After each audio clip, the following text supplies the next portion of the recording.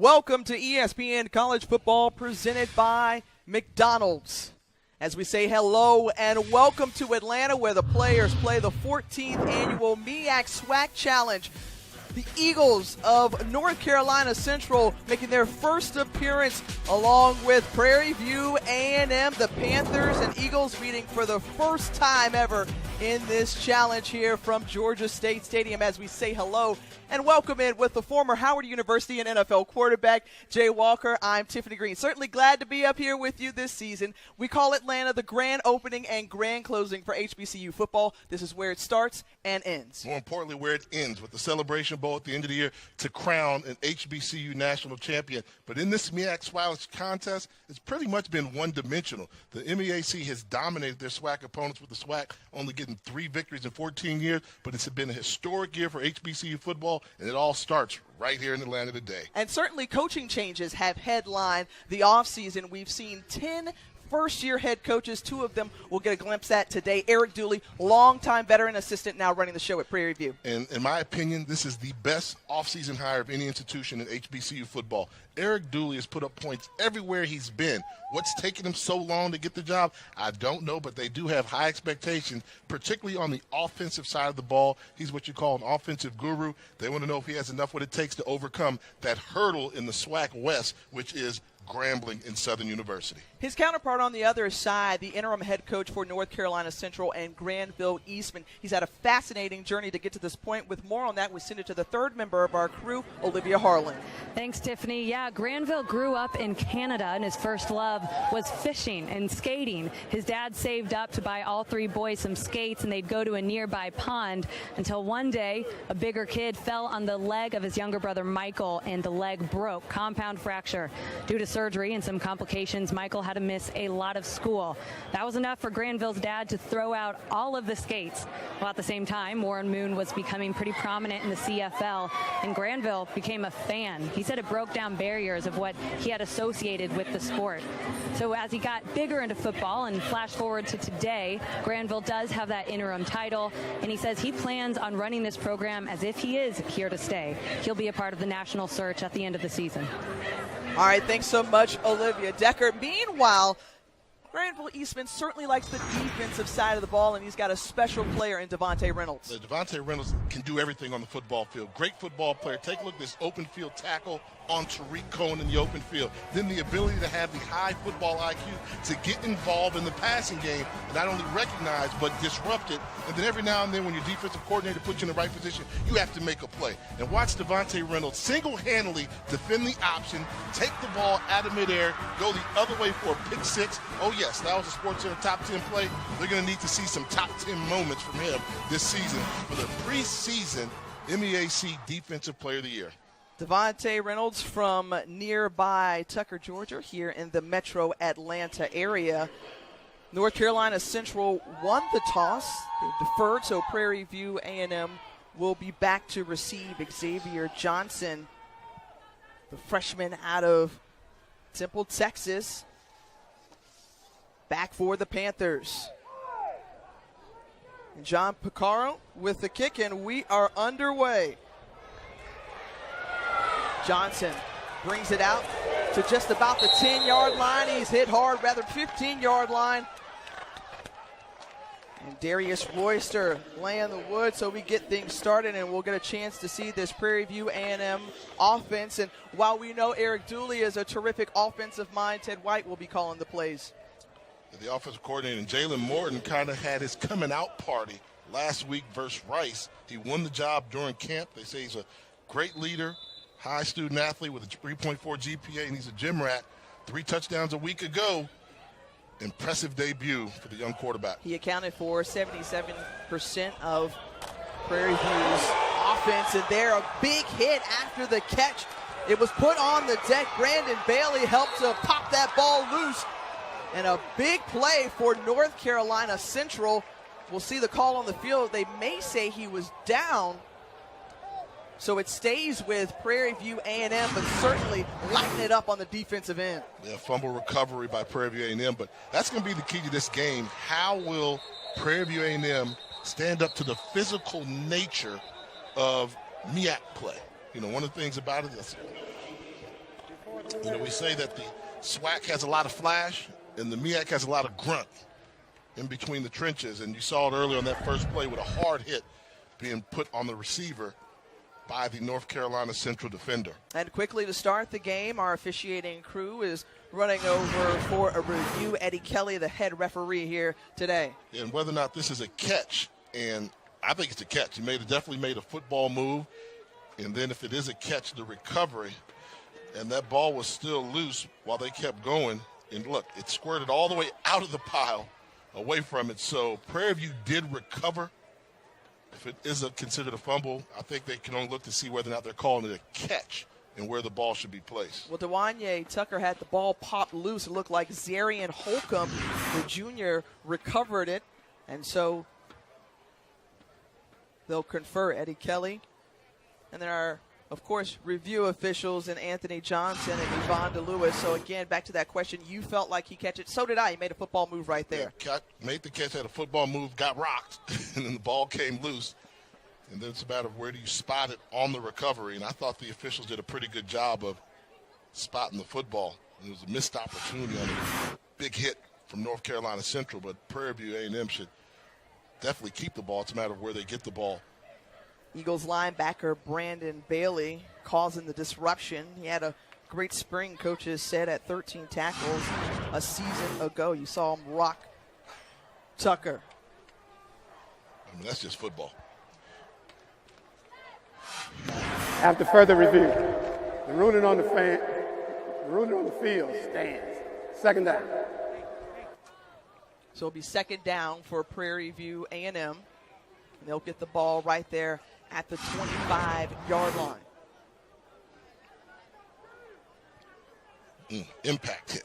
And right away you see North Carolina Central trying to establish the tone of physicality on the defensive side of the ball against this Prairie View speed-based offensive attack. Now set to the left of him, Dewanye Tucker in the backfield. Morton back to pass, has time, finds his man, and that's Rector, Jeffrey Rector, the redshirt junior out of Houston, Texas, made his first career catch against Rice last week. We saw Devontae Reynolds in on the tackle for the 23-yard gain. And right away we see Prairie View A&M trying to step on the gas pedal, get a little tempo in their offense. If they can protect Morton, they've got a chance. They can put up some points and hurt you. It's just a matter of will that offensive line be able to get the job done. Morton going deep this time. He finds his man, Tristan Wallace. That's a late hit. Good call. And Wallace with the catch, and then the extracurricular afterward from Jaquel Taylor. And so you'll probably tack on a little bit more here. Well, they love this newbie in Tristan Wallace.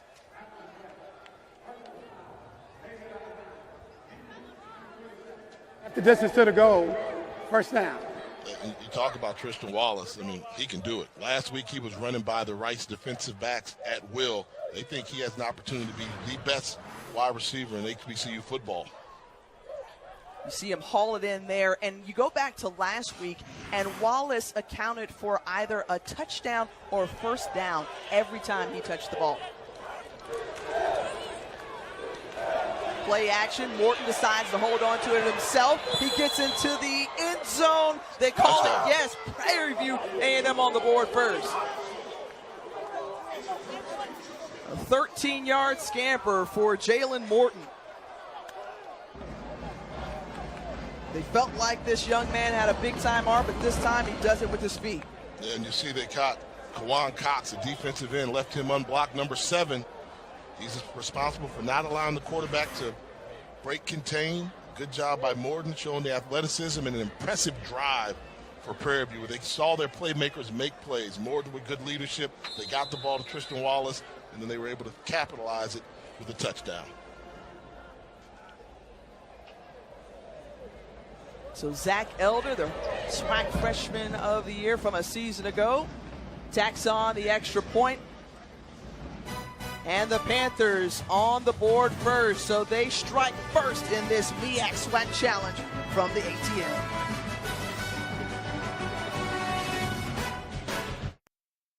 Garcia versus Porter, tonight at 9 Eastern, 6 Pacific on Showtime. The MEAC SWAC Challenge is presented by McDonald's new sweet and spicy honey barbecue glazed tenders. They are hand-tossed and glazed to order. Fantastic programming throughout this Labor Day weekend. The kickoff reception last night. We saw our very own SportsCenter's Jay Harris, who has been a stalwart with this franchise since it started. Good times for Prairie View A&M. They strike first, and they're looking to, again, build off of some of the mistakes and miscues that they saw last week against Rice. Tristan Wallace was a big part of that play, with Jalen Morton capping it off with a 13-yard touchdown run. So Elder back to kick. Jamal Elliott back to receive along with Tyquan Watson. Up ahead to just about the 31-yard line.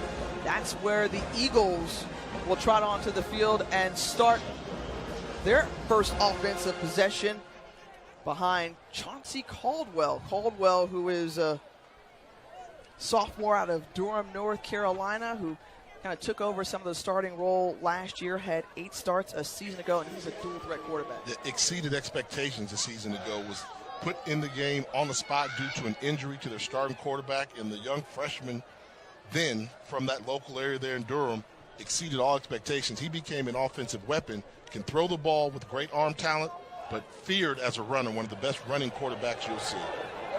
You'll see a quick penalty flag on the play. There's Jamal Elliott with the carry. Elliott, a transfer in from Oregon. Outside, 59 of the defense. It's offside. That penalty decline. On Prairie View A&M, so tack 5 more on. A little misdirection earlier, and we talked to the coaches. They have big plans for Jamal Curry Elliott, the Oregon transfer. They say he's got plenty of speed, and they used the word twice. They said very, very explosive. We got a glimpse of it on that previous play. I feel like he's a big play waiting to happen. So first down, and here's the first chance to see Chauncey Caldwell on the carry. He's bottled up. Isaac Claiborne in on the tackle. And right there is why they fear Chauncey Caldwell as a runner. They couldn't get him down to the ground. I mean, he's a big boy, 6'2", 230 pounds, and he runs like a running back. So most quarterbacks on a little zone read or read option, if it's not there, they'll slide, go to the ground.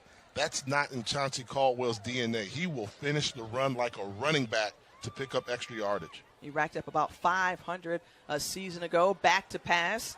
Flanked out, finds Isaiah Totten, and Totten stiff arms a man as Jalen Harris goes down and transferred over from UTEP. But Isaiah Totten is one of those guys who has that home run ability, and we saw that a little bit last year.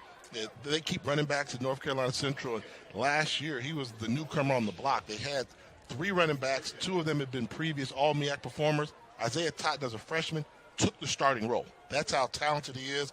Home run hitting ability. Fantastic playmaker, does not have to leave the field. Caldwell has time, finds a man across the middle of the field, and the ball is popped loose as Sherman McLeod couldn't hold on to it. Reggie Stubblefield in on the hit, and for more, I know it's pretty hot down there, that new field turf. Olivia, how's it feel?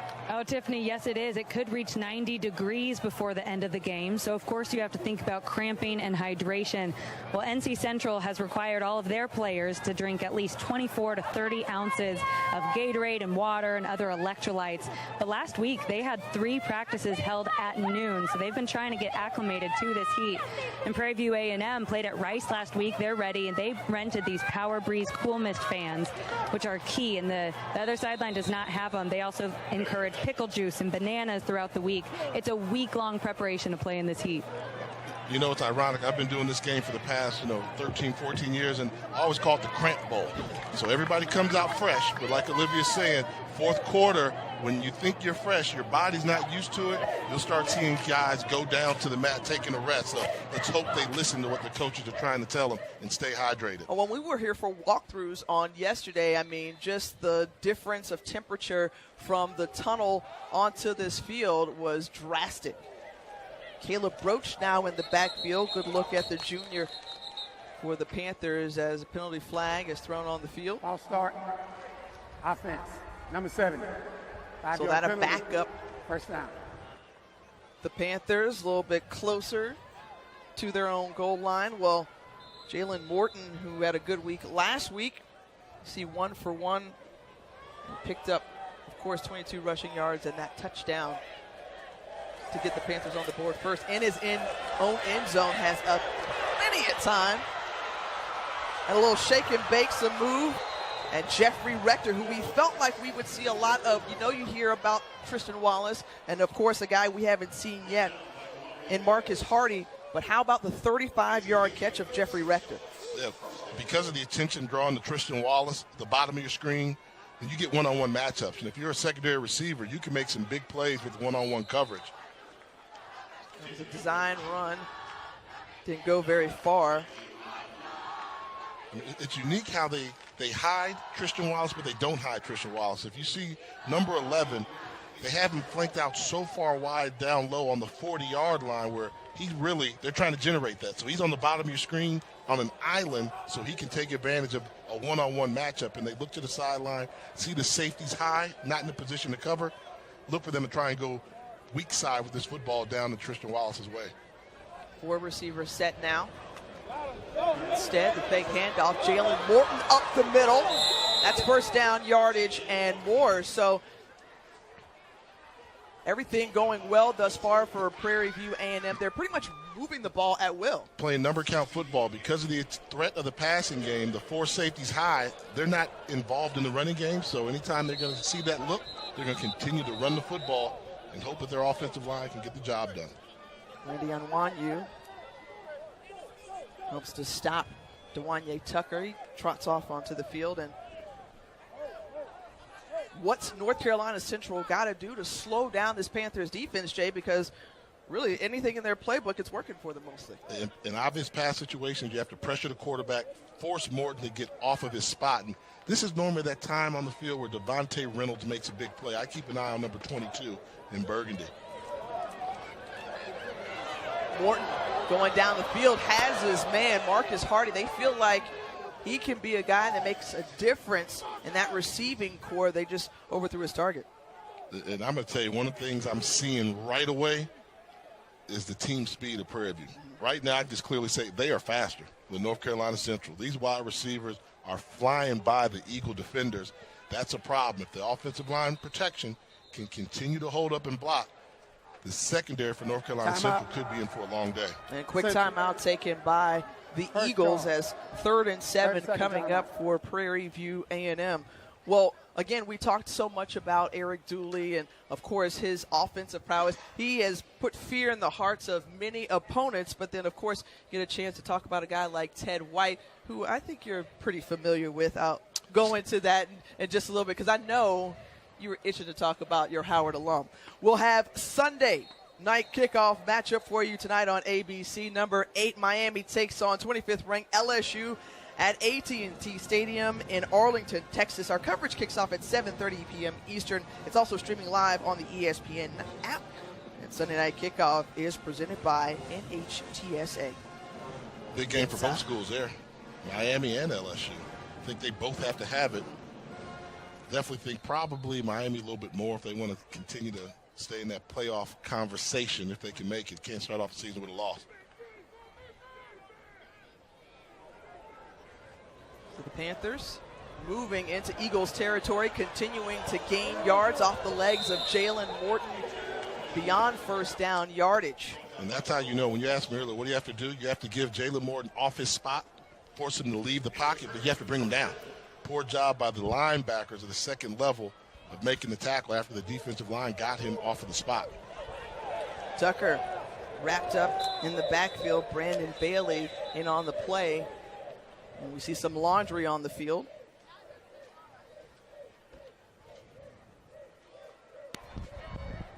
Personal foul. Face mask. Defense, number 33. Half the distance to the goal. First down. At the end of this run here, you'll see it obvious. Everybody in the stadium saw a dangerous tackle by Brandon Bailey. Personal foul, face mask. And will allow Prairie A&M to get even better field position as they move into the red zone. Another opportunity for the Panthers. They scored on their first drive. And Morton now helping to move the sticks for the Panthers. Takes the snap handoff, rather fake. Yeah, he faked me out too right there to Marcus Hardy for the touchdown. Did I mention on that drive that it's obvious that Prairie A&M is faster than North Carolina Central? Particularly in the secondary. These wide receivers can fly. Great play selection here. You see the play action to take the linebackers out the equation. Quick release. Touchdown to Marcus Hardy. And Prairie A&M trying to represent the SWAC in this MEAC SWAC challenge. Well, given the fact that they have not had the best of luck being in the Southwestern Athletic Conference, you know, they've only won 3 games, as you mentioned. They are trying to represent here and doing so right now. Give me the play fake. Give me a wide receiver that can fly. Throw it on the money. It's 14 donut Prairie View.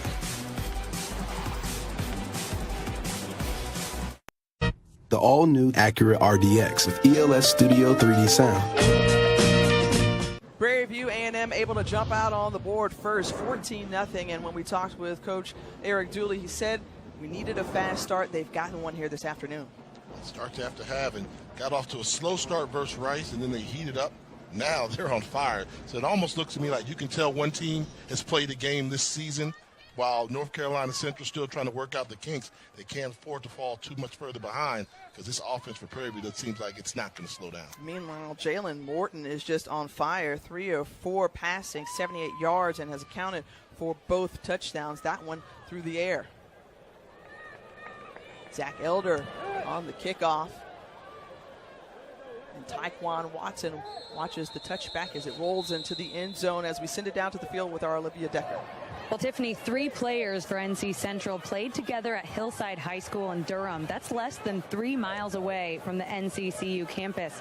That's Deshaun Stevens, the wide receiver, the quarterback, Chauncey Caldwell, and running back Jamal Curry Elliott. They all took different routes, though, to get here. Chauncey started at quarterback as a true freshman last year, and Deshaun transferred from NC State, while running back Jamal Curry Elliott spent the spring with Oregon before transferring to NC Central. But this is the first game for these 3 back in the same colors. That's a cool story. Absolutely, and you saw them repping the Bull City. That's the sign that they were throwing. That's what up. it was? That's okay. what it was, the Bull City. Well, they better start using those horns right now because Prairie View A&M has got their number. And swallowed up in the backfield is Isaiah Totten, Damon Jackson in on the stop. And that's curious, going back to that story that Olivia's talking about. That shows you what a leader Chauncey Caldwell can be, because he came in as a freshman, had some success. Well, I'm sure that Jamal Elliott said way out there in Oregon, man, my boy's getting busy back in Durham at home. I'm watching him play on national TV. Maybe I can go become a part of that. And then same thing for Day Stevenson. He joined the party as well. Caldwell being pressured flush out of the pocket, gets it away. Dangerous throw. He was looking for his homeboy, Deshaun Stevens. Deshaun. Don't you love the nicknames? What was your nickname? Oh, I think we already know it. No, that was my nickname in college was Scott. My nickname was J Money. Okay. Call me Money. Because you threw it right on the money, right? Money. Okay. That's the one time we'll give you some love right now, Jay. What was yours? Don't expect. Tiffany. Nah, Not Tiffany. Tiffany. Nah, just T Green. T Green. You roll with it because you're cool like that.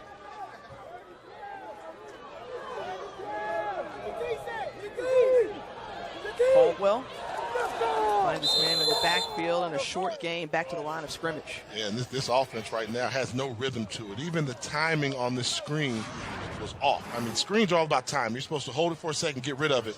How many yellow jerseys recognize this is a screen? They fooled nobody, no place to go. And right now, seems like once again, North Carolina Central has not played a game this year. Prairie View has. And the Panthers just look that much more sharper than the Eagles. And I think that was one of the things that, Granville Eastman told us earlier this week, that it was a concern. Obviously, you can practice and rehearse all you want, but until you get some live action, it's a lot different. Anthony Parker calls for the fair catch. And so when we come back, we'll see more of this high-octane Panthers offense. streamed live on the ESPN app from anywhere. At the end of the season, I want a game with the Goodyear blimp. I'm a little jelly of Marty and Ryan. you would go up in the blimp. Absolutely. Have fun. Oh, don't be afraid of heights now, Jay.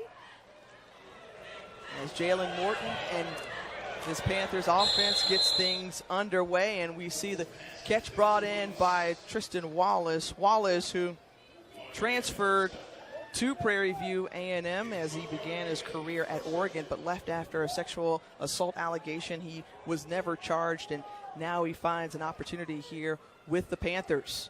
Once again, they find number 11 in that bright yellow. They target him once more. He's brought down by King Kiaku. And Wallace is an interesting prospect. I mean, he's got the size, but he's got the football IQ. He was a high school quarterback in Texas, very successful, and has made the transition rather seamless over to the wide receiver position and becoming an impact player. 6'3" out of DeSoto, Texas, and the pressure being brought. The ball comes loose. And North Carolina Central creating some havoc on defense. The turnover, and they'll get the ball near midfield.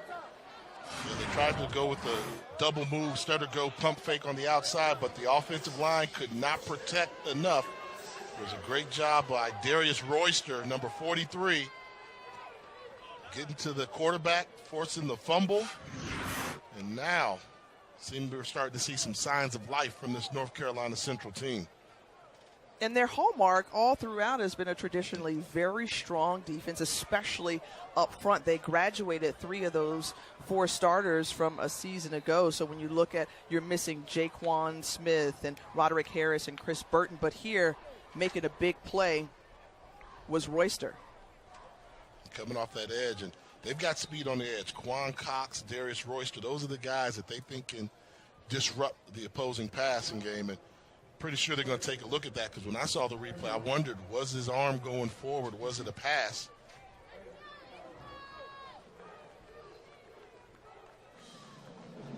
So a quick look at it one more time. See, always, I think he's starting the motion. Empty hand coming forward. Yeah. That's what I think. I think it's an empty hand coming forward.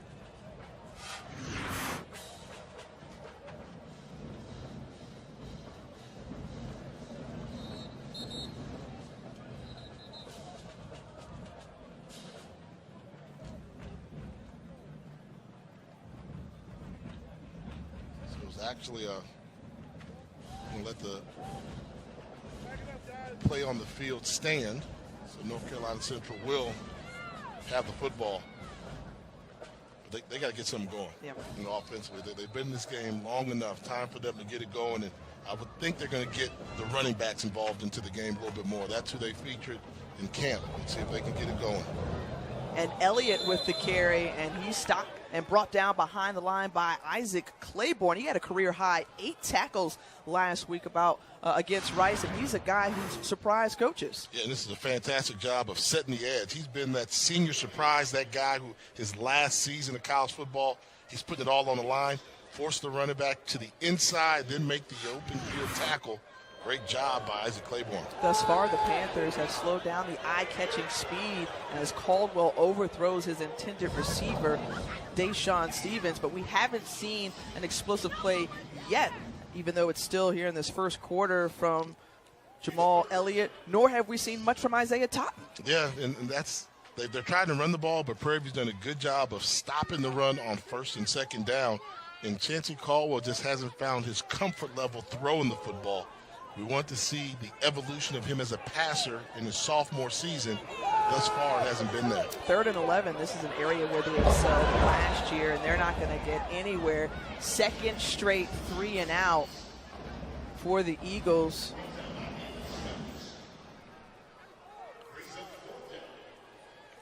You see some extracurricular and some good sportsmanship on the field right there. And Prairie View A&M during the Willie Simmons era, they were great offensively. Defensively, they would struggle at times. Right now, this is probably the best I've seen this Prairie View A&M defense look in quite some time. They are really taking it to North Carolina Central.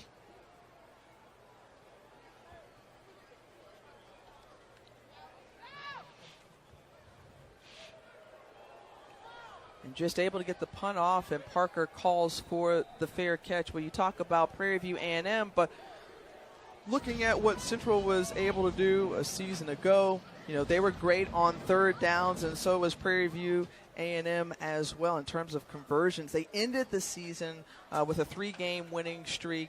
Cadrell Hodge led the SWAC in touchdown receptions. They were 6-5, and yet another winning season within the SWAC. That's 10 out of the last 11 seasons, and a program that's really turned around. They've invested in the program. They have one of the best facilities you're going to see in FCS football, and they lost to Coach Willie Simmons, who did his job. He did a great job there, right out down there in Texas. But I think the only thing that he has to go back and look at, if you look at the Willie Simmons era, will be he couldn't beat Grambling. And that was the key, and that's been the bully on the block for a while. Well, how do you try and beat Grambling? You go out and you hire a Grambling man. Eric Dooley, who had been the offensive coordinator. So they've got a recipe, and they clearly have their eyes targeted for trying to win that SWAC Western Division. Also was a wide receiver under the legendary coach, Eddie Robinson, for the Tigers. And I like this play selection. We know that the question mark for Prairie View is the offensive line. Well, you give the defense so much to think about. We've rarely seen Morton just drop back and pass. It's always been off of a play action, move in the pocket, giving the linebackers something to think about, then giving them the option to throw the football. Turning ahead for yardage, first down and more, is Dewanye Tucker. Tucker brought down by Bailey. Bailey has been very active for that Eagles defense. And when you look at the stature of Dewanye Tucker, 5'6", 165 pounds, he gets the handoff once more, bounces to the outside. Look at the cutback, the speed. I mean, he's the heartbeat of this team. And I like this run. Yeah. When you're a little guy, run like a little guy. Be a scat back. So that last draw play there, they had great defense on it, but a bunch of individual efforts and shakes by Dewanye Tucker, and he made at least 3 Eagle defenders miss in small spaces because he's a small guy. Yeah. Also helped out by Tristan Wallace. Sealed a nice block on the outside. Once more, the Panthers continuing to move the ball, rolling out. And 12-11, you'll get a heavy dose of that today and all season long. Morton to Wallace once more. That same move off of a fake run, design run to help the offensive line, which isn't that great, and allow Tristan Wallace to operate one-on-one on the outside. Nice play selection by Ted White, the offensive coordinator. This time they're swinging, and in the backfield, he's met very quickly, balked down by Jaquel Taylor. Taylor is no stranger to Atlanta and the fact that he was here for the 2016 Celebration Bowl when the Eagles made their appearance. Talk about Tucker being a small back, but what happens when big guys get their hands on small guys? Hard tackles in the open field. That was a loss of 7. Flank out to the left and just through the hands of Jose Medrano. And I think in this little chess match, Granville Eastman's had enough of getting picked on here, so now he's bringing blitzes. Yeah. Consecutive blitzes midfield, trying to disrupt Jalen Morton, trying to force him to get rid of the football a little bit more. So it was 2nd and long, and they still brought pressure. I would not be surprised if they brought pressure again here on 3rd down. 8th play of the drive now for the Panthers. Here comes the pressure. Didn't get to him. Morton finds his time and just overthrows his intended receiver, Jeffrey Rector. And that was very aggressive play calling by Granville Eastman because you can tell he's getting frustrated. That was 3rd and 15, 16 plus, and he still chose to bring the blitz. Realizing I'm not going to let this guy get crumpled in the pocket, maybe trying to fire up his defensive squad and see if they could create some havoc. Good job by Eastman, the head coach as well as the defensive coordinator for North Carolina Central. Well, first opportunity we'll get to see the punter in this special teams unit for Prairie View A&M as they will elect to punt once they get back onto the field. Well, you can stream college football all season long on ESPN+. So start your free trial today by downloading the ESPN app or visiting ESPNplus.com.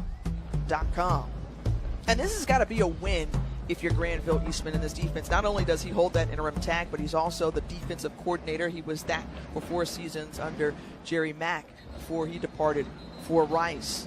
And so you've got to build off of that and turn that into some points for the Eagles. And then for Central, the wheels fell off quickly. The 2 MEAC losses were by 7 points or less. That Hail Mary to Bethune-Cookman the week before going into the A&T game. Otherwise, they would have been playing for, it would have been a 5th consecutive Mid-East Athletic Conference championship. Well, they won 3 straight outright or had a share of it.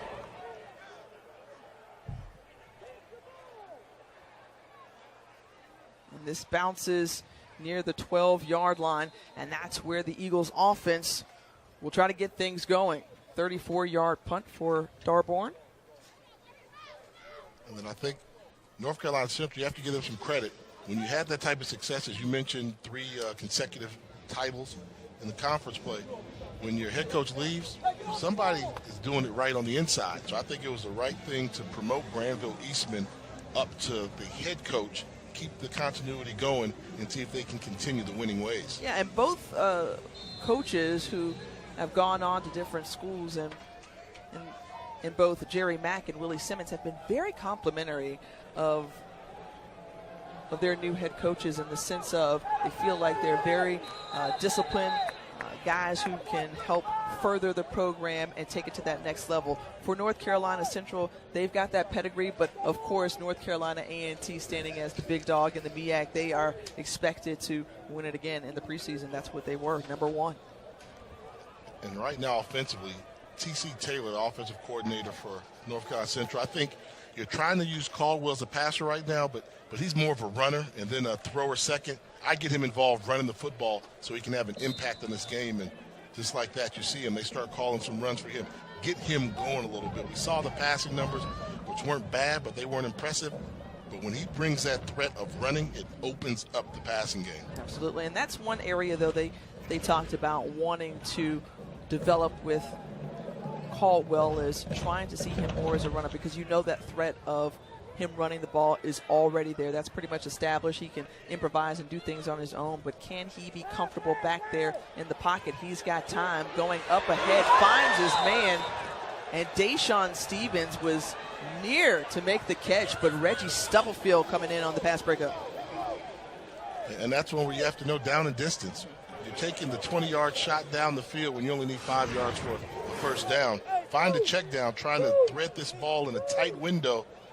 Great range by Reggie Stubblefield from Prairie View A&M, number 24, coming over and disrupting the pass. Well, they like to call him the general back there in Reggie Stubblefield.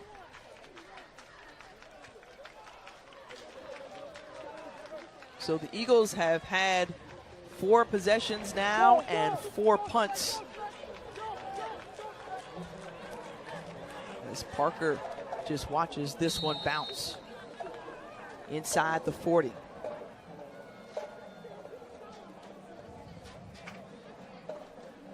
Well, of course, Jay, everyone wanted to know what was happening around the world of HBCUs. We talked at the top of the show about, look, 10 new head coaches. How did some of them do? Well, didn't work out so well for Donald Hill Ellie at Arkansas Pine Bluff. They were upset by Morehouse. Then A&T and East Carolina got postponed, but they had that big win over Jacksonville State. You noticed that I left Howard how are you going to not talk about the Howard? For last, because I know you're going to want to talk on and on about the Bison, as DeWanye Tucker picking up big yardage across midfield and into Eagles territory. Look, they were right there with Ohio, and even though they lost that one, I mean, a great showing by Howard. They put up 32 points, and Kalen Newton had one of the best days in the country for any quarterback. Bottom line, kid is special. I mean, and every time he goes out into the field, and especially when it seems like he's playing FBS opponents, he is in beast mode. 532 total yards? Are you kidding me? Yeah, 439 throwing the ball as well, and had an effective day running it. He's good. Yeah. He's good. What do you like to say, Howard? He's next. Okay, well, he's trying to get to the ranks of his brother, just like Cam Newton, as Jeffrey Rector left all alone in the middle of the field. And once again, Panthers stomping into the Eagles' territory. And right now, the second best quarterback in Howard history is doing a great job of play selection. Ted White is picking apart this North Carolina Central defense. I mean, you've got guys that are flashing wide open, and you can tell Jalen Morton is making things happen. When the pocket lets him down, then coached up properly, keeps his vision down the field, recognizes Rector open in the middle of the secondary for another big play. I'll tell you, this is a proud defense for North Carolina Central, but they've been pushed around, and it's just the first quarter. And already Prairie View A&M has established we can run by you, we can protect our quarterback, we can pick you apart. It's going to be a long day at the office for the Eagles. One of their returning starters in that secondary, DeMario Evans, is being assisted to the sideline. You talk about the Panthers really, though, having their way on offense. 14 first downs for this Panthers unit. And Jalen Morton continuing to shine. Remember, he played some wide receiver last year, and then the handoff to Caleb Broach, and Broach finds the corner of the end zone and touchdown. A 15-yard touchdown run for the junior out of Rockwall, Texas. Getting it done down in the trenches. Prairie View, look at this huge hole along the right side, and a good job of vision by Caleb Broach. Bounce to the outside and outruns Devontae Reynolds to the pylon. This is a dominating performance by Prairie View A&M early in this MEAC SWAC challenge. And Jay, quite honestly, there were some questions about this offensive line. How were they going to hold? But Danny Garza and Jamal Fontenot did a great job on that right side to create the opportunity, as the extra point is no good by Zach Elder. And so we mentioned coming into the broadcast just about the MEAC dominating this MEAC SWAC challenge. Can we put an asterisk by this? Yeah, Somebody okay. gave me an interesting fact. So the MEAC is 9-3. Right. The SWAC is 1-3. What's the common denominator in 3 SWAC victories? Southern. Nope. Yes, but yes and no. Yes and no. Eric Dooley. So it's the Dooley effect. The Dooley effect. So Dooley was the offensive coordinator at Southern when they won the first 2. Then when they were at Grambling, able to have it. But it's been Southern that's won it. But they feel like Dooley has never lost one of these MEAC SWAC challenges, and he's trying to keep that record going as an offensive coordinator. And it looks like it's off to a pretty good start. He's got a championship pedigree for sure, part of 7 SWAC championships, either as a coach or player.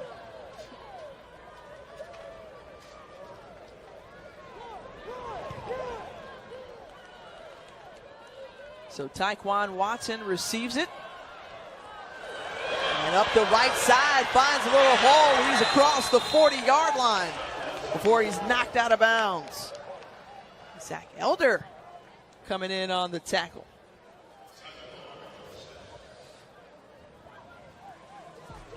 How's Prairie View been able to get it done today? Well, they start off by having Jalen Morton call his own number after opening up the passing game with Tristan Wallace.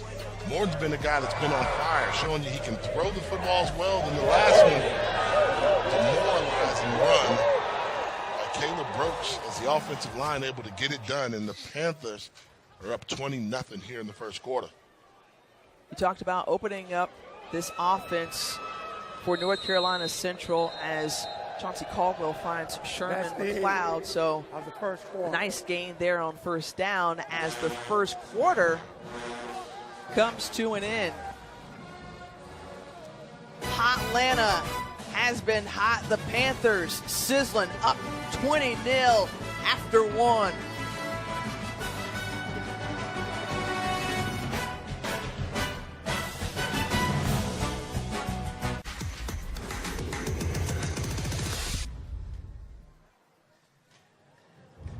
Jay Walker, Tiffany Green back here with you from Georgia State Stadium for the 14th annual MEAC SWAC Challenge. A great game here from Atlanta, but North Carolina Central has got to get things going. What adjustments do you expect them to make here in this second quarter? They got to get Chauncey Caldwell involved more running, doing what he likes to do. They're trying to make him a natural passer. It's not there right now. I think you get him involved in some run-pass options to try and become more of a force right now. He's been efficient throwing the football, but not a force. In this offense, I think they talk about all the running backs that they won. They've got great running backs from Totten to Elliott and those guys, but it all starts with Chauncey Caldwell. He established he was the weapon that they needed a season ago, and in his sophomore campaign, if he's not ready to be a pure drop-back passer, then don't force it on him. Allow him to continue to play football and win games. 3rd and 5. Decides to tuck it under, number 2 in maroon, and boy, he's popped. And that's a hit, but that's Caldwell football. I mean, you see how tough he was to bring down, and I think that Prairie and them kind of knew he's not been a threat throwing the ball, so they're just keying in on the quarterback run, design, draw, and he's not going to go down without a fight, but gets his bell rocked pretty good there on that run. Willie Miles laid a good looking on him. So another 3 and out for this Eagles offense. And I got to say this, I mean, SWAC playing defense, that's like an oxymoron. I mean, that's a conference where they like to light up the scoreboard and everything. I'm sure there are a number of coaches that are watching this Prairie A&M team saying, wait a minute, they've got an offense and a defense? We may have to come up with some Power 5 rankings and see where I think how good they can be. Are they one of the top 5 teams in HBCU? We'll find out. Well, thus far, you know, they're having a great showing. And then last weekend, you go against an FBS opponent in Rice. They were down 16-0, and then Jalen Morton helped to lead the charge. And the Panthers were able to score on 4 straight possessions, and they had an opportunity to win that ball game, gave it up on a last-second field goal to lose 31-28. But, I mean, Prairie View thus far looking good in this Dooley era. Putting up 28 points versus an FBS opponent, that's making a statement, and it has not stopped. Look at this. And Morton right up the middle. I mean, a huge hole. And the shoestring tackle by Devontae Reynolds, a 29-yard game. There is nothing that it seems like Jalen Morton can't do. They are gashing this North Carolina Central defense.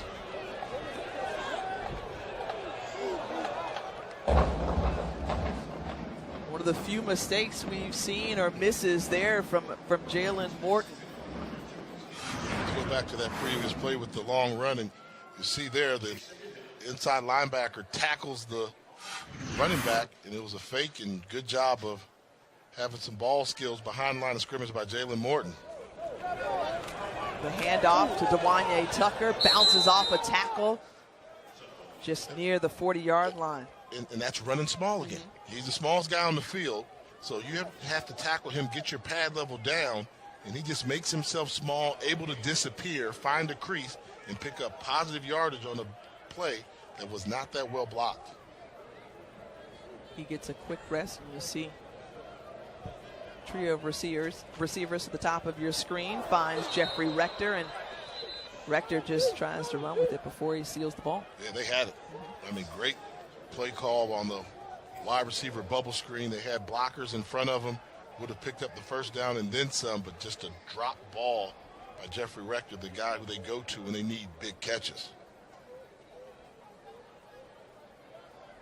So back to receive, Sonny Richardson for the Eagles. Caleb Darborn, the freshman punter out of Lake Charles, Louisiana.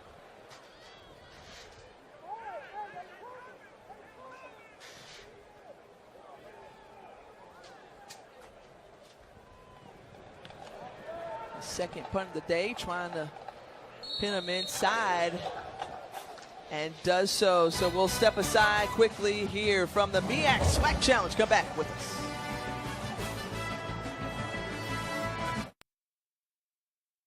Hey, aren't you Kirk Herbstreit? Oh, I get that all the time, but I do love game day. Oh, love game day. You're Desmond Howard. I wish. So, you doing any tailgating this weekend? Yeah. And we got everything you might need. Charcoal, grills, even generators. We'll get you ready for game day. Okay, you're the Corso. Know your game day stuff with this Weber grill, just $399. ESPN College Game Day, built by the Home Depot. 1 cup of lemonade. Time to pack up, kids. NFL Sunday Ticket. Get every live game every Sunday at no extra charge when you switch to DirecTV. More for your thing. That's our thing. Welcome back to the MEAC SWAC Challenge here in Atlanta, where now until the Celebration Bowl at the end of the season, we celebrate service. And I'm joined by two Greek leaders who are very involved in this whole initiative. Thomas Battles Jr. is the Grand Pole March of Kappa Alpha Psi, and Beverly Smith is the national president of Delta Sigma Theta. I wanted to make sure I got all those right. So Thomas, let me start with you. First of all, you're a MEAC guy, so what are you thinking of the game? Oh, I think that's great, and we're looking forward to the MEAC pulling this one off against the SWAC. So I am the Grand Pole March of Kappa Alpha Psi. Kappa was founded in 1911 on the campus of Indiana University in Bloomington, Indiana. We have over 150,000 men, college-trained men, all across this country, and I'm just proud to be a part of this celebration of service. That's incredible. Can you tell us a little bit about what you did yesterday with the Coretta Scott King Leadership Academy? So the team went over to the school, and they had a great time in painting the school and providing service, similar to the things that all of us do in our organization in terms of our commitment to service. And so the Coretta Scott King School is a great school in this community. And so the Divine Nine members that comprise all of the fraternities and sororities in the historically African-American community. And so we went over and we did our community service project over there. That's incredible. It looked like an amazing day, and we appreciate all your hard work from all your guys and the work you continue to do. Beverly, tell me a little bit about what community service means to Delta Sigma Theta. I know you guys have so many initiatives right now. Oh, we do. And, you know, it's a large organization. We have 275,000 initiated members in Delta. We're the largest black women's organization in the world. So really proud of everything we do. Part of our mission statement says, joy in our sisterhood, power in our voice, and service at our heart. And service is what it's all about. Every Delta chapter has to have community initiatives in their community. They want to make sure the initiatives are relevant to what they're doing. So from making sure that people get a chance to read, from making sure that they're in the school system, to making sure that they're working with those who don't have to try and make them have and make them available. We try to do everything we can to support chapters and support initiatives. We have Christmas events where we try and take families in need and make sure we do something in Christmas. Reading initiatives to make sure that happens. Making sure that voter registration, because part of community service is also social action in terms of making sure that happens. Embody, working with young men in the community as well as young women. We have a Delta Gems and a Delta Academy service, Betty Shabazz Academy. It really focuses on making sure that young women are proud of who they are, empowered in who they are, and make sure that they're strong women in the communities that serve. Well, very impressive stuff from both of you. Gives a lot more weight to today's game and this whole initiative. Guys, back to you.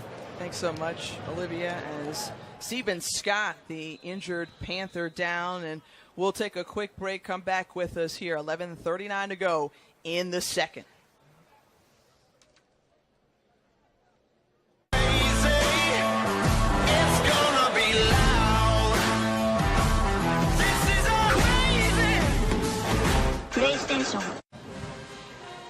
Defensive tackle Stephen Scott taken into the tent for Prairie View A&M as he's being looked at. Yesterday, there was an opportunity, as Olivia was speaking with a couple of the presidents. You see me hard at work, but we had an opportunity to visit Best Academy and the Coretta Scott King Young Women's Leadership Academy. Fantastic work that they're doing over there. Met with the Best Academy principal, Dr. Tim Jones, and the young men that he's helping to lead. We met some fantastic individuals over that way and had a good time. Because not only did we, of course, provide some service, but also had the opportunity to meet some of the gentlemen, a part of the fencing and rock climbing clubs and sports there. And to think rock climbing is going to be an Olympic sport. Man, I had no idea about that. That's a unique opportunity. So you have bouldering, you have speed, and you have sport, the different types of climbing. I had the chance to talk with the young men. I mean, I was just blown away. And fencing? How about that? A couple of junior Olympians. Diversity in sports, too. That's what I like. These young men you're talking about represent diversity in the sport. Dutise Wright picks up the ball and a short gain ahead. And so fencing, you know, we talk about footwork all the time and football, but these gentlemen shared with me that it was all the more important in fencing. On guard. On guard, is that what it is? I go. thought that was like a cartoon phrase. So next you're going to be calling fencing matches to add to your repertoire. But I got to give you a hard time. Stop, slow down on everything before they start this drive. How'd you feel, Miss AKA, about that Delta getting on the microphone and Delta Sigma Theta talking about all the wonderful things that they do, and you're an AK and you just had to sit there and listen to it? Well, you know, with all due respect, we were the first, and so it means something to be the first. Founded in 1908 on the campus of Howard University. You would appreciate that. Of course, but the Deltas were founded at Howard University, too. Yeah, but again, first as a penalty flag is down on the field. At the end of the day, you know, it doesn't matter what colors you wear or the letters that you put across your chest. Defense, number 37. 15-yard penalty, automatic first down. So that moves the ball ahead on that face mask penalty against second time he's been called for one. Brandon Bailey he's reaching out there. So often you get called for the face mask, that means you're reaching. You're not getting your shoulder into the ball carrier, so you're out of place and you're reaching and tacking on penalties for another first down for Prairie View A&M. Tucker with the run just gets maybe a couple of yards. Darius Royster in on the stop. We've called his name a couple of times, the senior out of Chesapeake, Virginia. But I'm going to go back to, of course, at the end of the day, it's about service, Jay, right? And so you could give of your time, and that is more important than anything. And these organizations are here to serve. And so the Divine Nine, a shout out to all as Dewanye Tucker near the end zone, and he scores, but it looks like that may come back as a penalty marker is down. Dewanye Tucker just broke free. It looked like he was hardly touched, Jay, but that one's coming back. 10-yard penalty. I'm curious about that hold because it was thrown almost like in the secondary. Once he got to the second level, they're calling it on the center. Corbin Finlayson. I just don't see a hold. I'm sorry. I'll give credit when it's due when they make a bad play, but I thought Finlayson, he had him. The linebacker turned his back on the play that's a ticky-tack hold. Right. That one there, you got to let him play. He's got a guy in the second level up there driving him. Tough break for Prairie View A&M. Finlayson, a second-team all-SWAC selection a season ago, and that erases a 27-yard touchdown run. And so the ball pops loose as Bernard Goodwater puts it on the ground. Big hit from Royster. Timing was slightly off because of the pressure by North Carolina Central. A little bit of indecisiveness on the hand of Jalen Morton.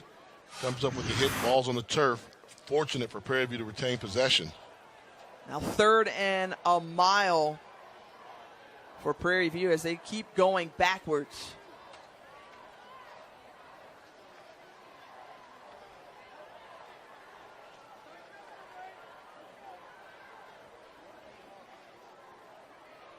Morton feeling the pressure up the middle, and he's brought down.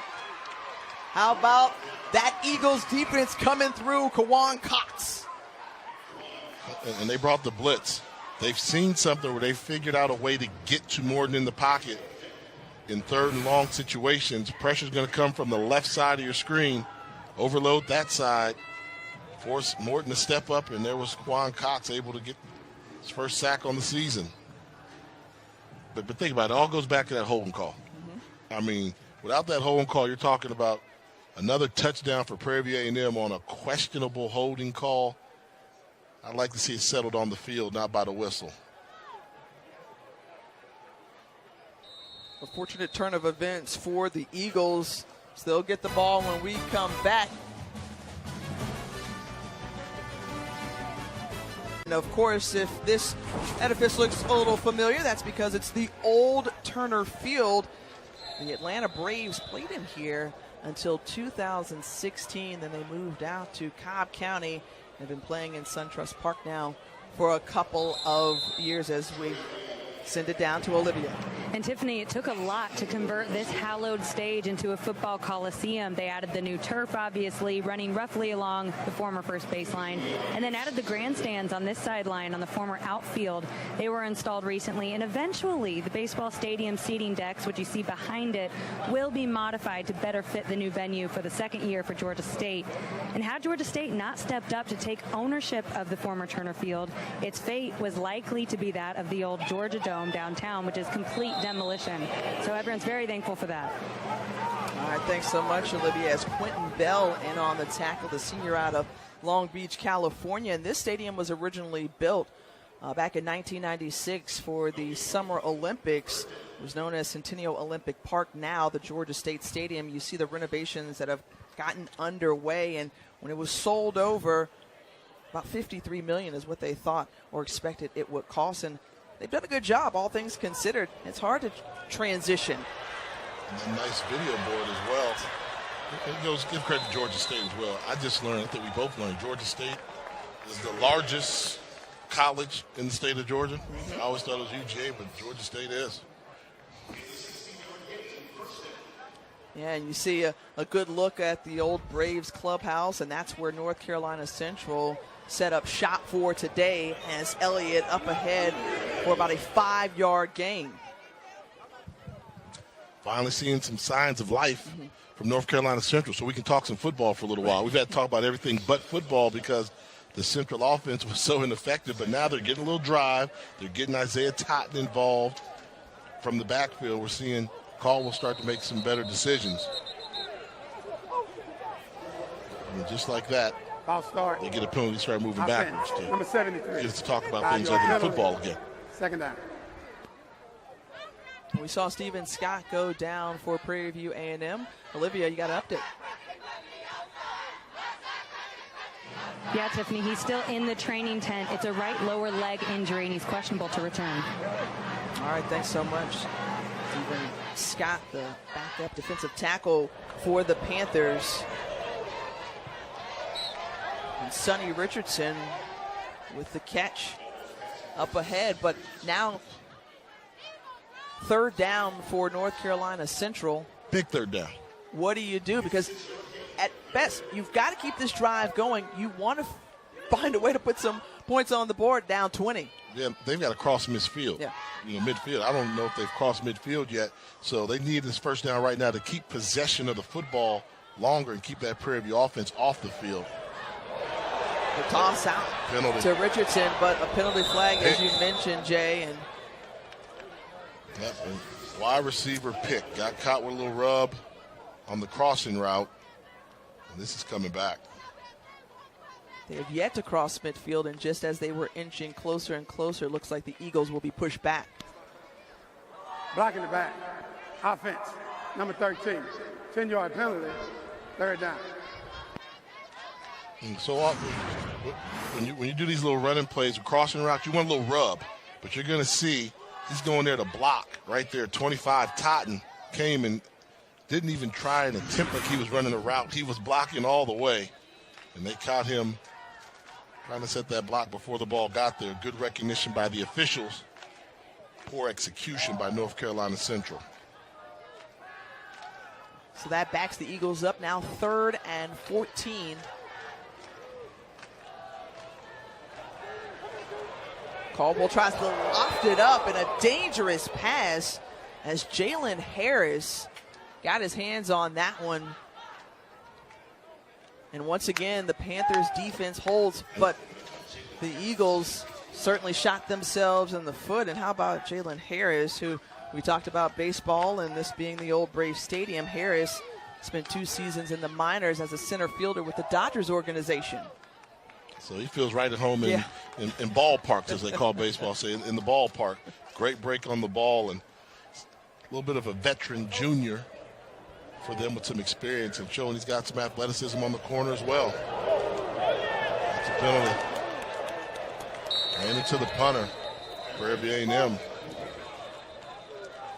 And both first-year head coaches talked about minimizing mistakes and being as disciplined as possible. Big penalties on both sides here. Defense, number 35. 5-yard penalty. So they'll be fortunate it was running into the kicker there. They had an all-out block on. So you wonder if they'll accept the penalty or not. Wasn't the greatest punt. The 5-yard penalty for running into the kicker has been declined. First down, Prairie View. And as I thought, they were declining the penalty. So Jalen Harris getting in on the action, tipping it up, and Prairie View on top.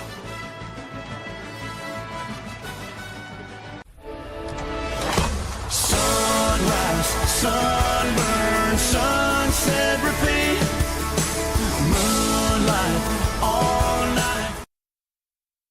On Friday morning, our own Jay Harris emceed the 11th annual MEAC SWAC Challenge, rather 14th annual MEAC SWAC Challenge High School Seminar. 400 juniors gathered at the historic Booker T. Washington High School to hear from a panel of professionals in the sports and entertainment industry. And through our research, interesting to find that among some of the notable alumni, Dr. Martin Luther King Jr., the great civil rights leader, and among many that attended that high school, Lena Horne as well. Okay. How about it? Bruce, comedian. Comedian. Yeah. And Young Thug, you could appreciate, our younger generation and audience can appreciate that as well. So, dichotomy of the students that attended as a penalty flag comes on the field as we're back here. 5:29 to go before the end of the first half. Against the Prairie View bench. First one. I think it's important for Prairie View to finish off this first half strong. First quarter, they dominated. Got a little flat here in the second. North Carolina Central's managed to make it an ugly style game instead of the finesse game that Prairie View had on display in the first quarter. So if I'm Eric Dooley, I'm saying, guys, let's finish off this half strong. Put some more points on the board before the half to try and eliminate hope from the Eagles. To your point, Prairie View has punted on their last two possessions, but able to break away was DeWanye Tucker, and Tucker is still on his feet up the left sideline. Is anybody going to catch him? Will he make it to the end zone? And he's down just near the 5-yard line. Wow, what an amazing run by DeWanye Tucker. He's a good one, and he uses his size to his advantage. There were a couple of would-be tacklers there, but DeWanye Tucker able to make a miss, keep his shoulder pad level low, and what a fantastic run. And a big defensive stop on that next play from Darius Royster. But how about 68 yards from Tucker? Yeah, that little sprint draw, and North Carolina Central sniffed it out well, but Tucker able to make a tackler miss and then keep the legs churning, picking up extra yards. And that's an extra 40 yards after contact, which a normal runner would have gone down. Get them that much closer to the end zone. That's a player that can make an impact at any time. And here you talked about trying to jumpstart this offense once more that was hot in the first quarter. Can the Panthers come away with points? And the quick pass inside, and it's incomplete. Yeah, the little slip screen there, and I think, don't get too cute there. On that one, you had a nice run from Tucker. You're fooling the defense. I don't think you need to slip screen. I think you need to try to force the run a little bit, wear him out to see what can happen. I would have given the ball back to Tucker. Instead, he's on the sideline watching. Brings up 3rd and goal now. And Tucker is not on the field. Bernard Goodwater in the backfield. We'll see what Ted White dials up. Play action. Tries to go to his big man and Marcus Hardy, and Martin in on the breakup. And good job of defending the pass there. But after the huge run by Tucker, offense kind of fizzled a little bit. Give credit to North Carolina Central. Bend, don't break, forcing the Panthers to settle for a field goal attempt rather than giving up the touchdown. Zach Elder, the sophomore out of San Antonio, Texas, on to attempt a 29-yard field goal.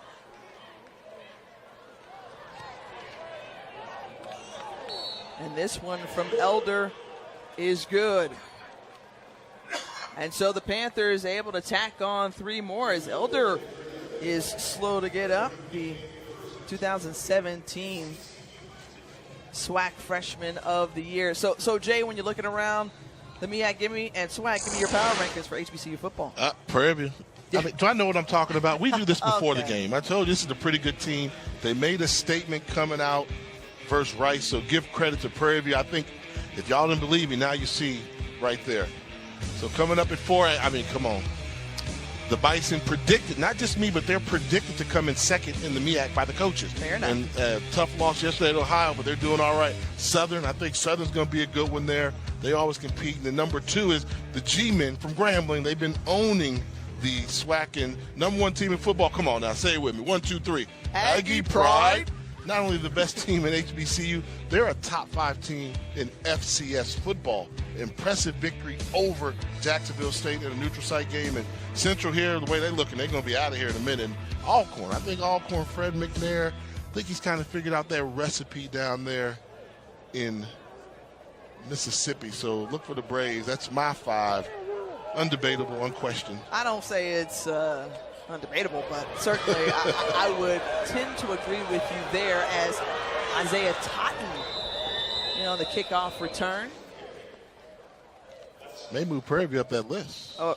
May move Prairie View up that list if they can keep playing defense like this and the offense keep having the ability to gain first downs like that. This is an impressive performance against a pretty good team from the MEAC.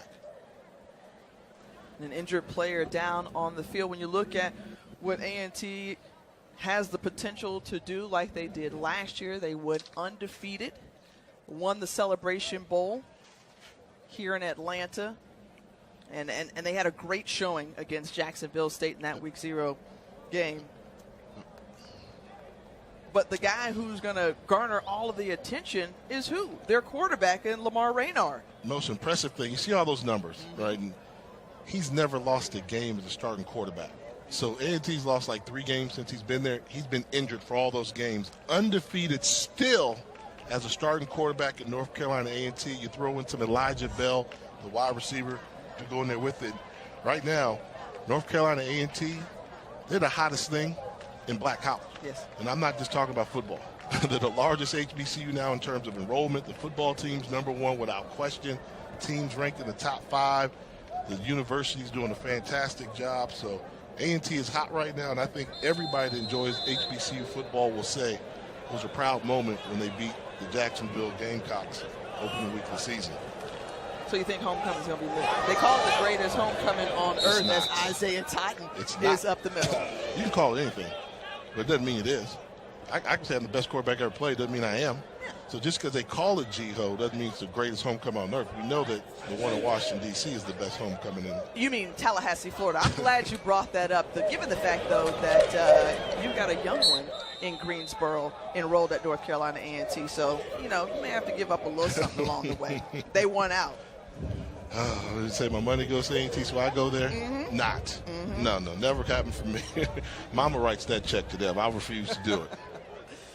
Now you help stir that pot, put that money in the pot as Caldwell finds Xavier McCoy. First time they found him this afternoon. They're an athlete. He's an athlete that they just can't wait to see what happens for him on the outside. And this is why I said Prairie View needed to finish off that first half a little bit stronger. Now Central has an opportunity to put some points on the board where Prairie View had to settle for that field goal. In Central, first time across midfield and continuing to get something going. E.J. Hicks finds the sticks near the first down marker. I think they'll give it to him. Damon Jackson in on the tackle. The signs of life finally showing up for North Carolina Central here in Atlanta. The offense finally got off the bus, right, and now we're starting to see it. And you see the change of pace here in Caldwell.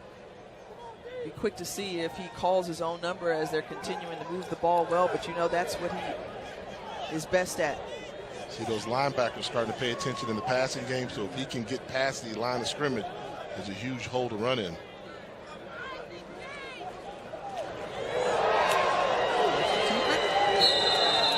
they sniffed that one out. They're trying to pull the whole right side of the line. The only problem is nobody to read. Great penetration by the defensive line and the recognition. Give credit to that defensive front. Prairie View A&M sniffing that play out. Under 2 minutes to go Both teams have 2 timeouts. Caldwell running, flush out of the pocket, looking, keeping his eyes downfield, and finds his man near the sideline. Corralling the catch is Deshaun Stevens.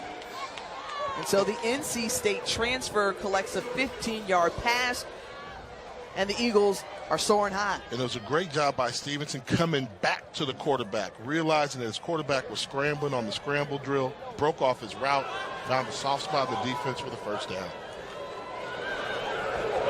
The hand up the middle, hand off up the middle to Isaiah Totten. And again, you can feel this offense just moving downhill for the Eagles, and we can't stress enough just how important it is for them to get some points on the board before going into the locker room.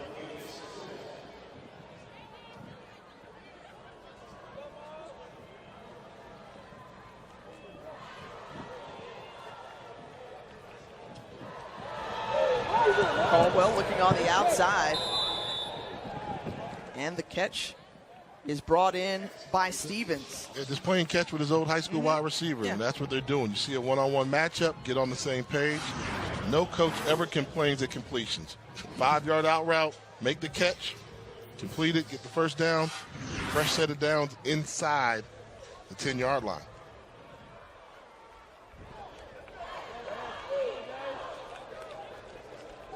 .61 ticks left on the clock. Caldwell, the handoff to Elliott. And Elliott moving forward and oh so close to the goal line. They'll mark him down just shy as Isaac Claiborne kept him out. And now pay attention to the clock as well. So it's second down. You got less than a minute. Clock's ticking. You want to be in a hurry but not rush. Get a good play call. And also realize your timeout situation.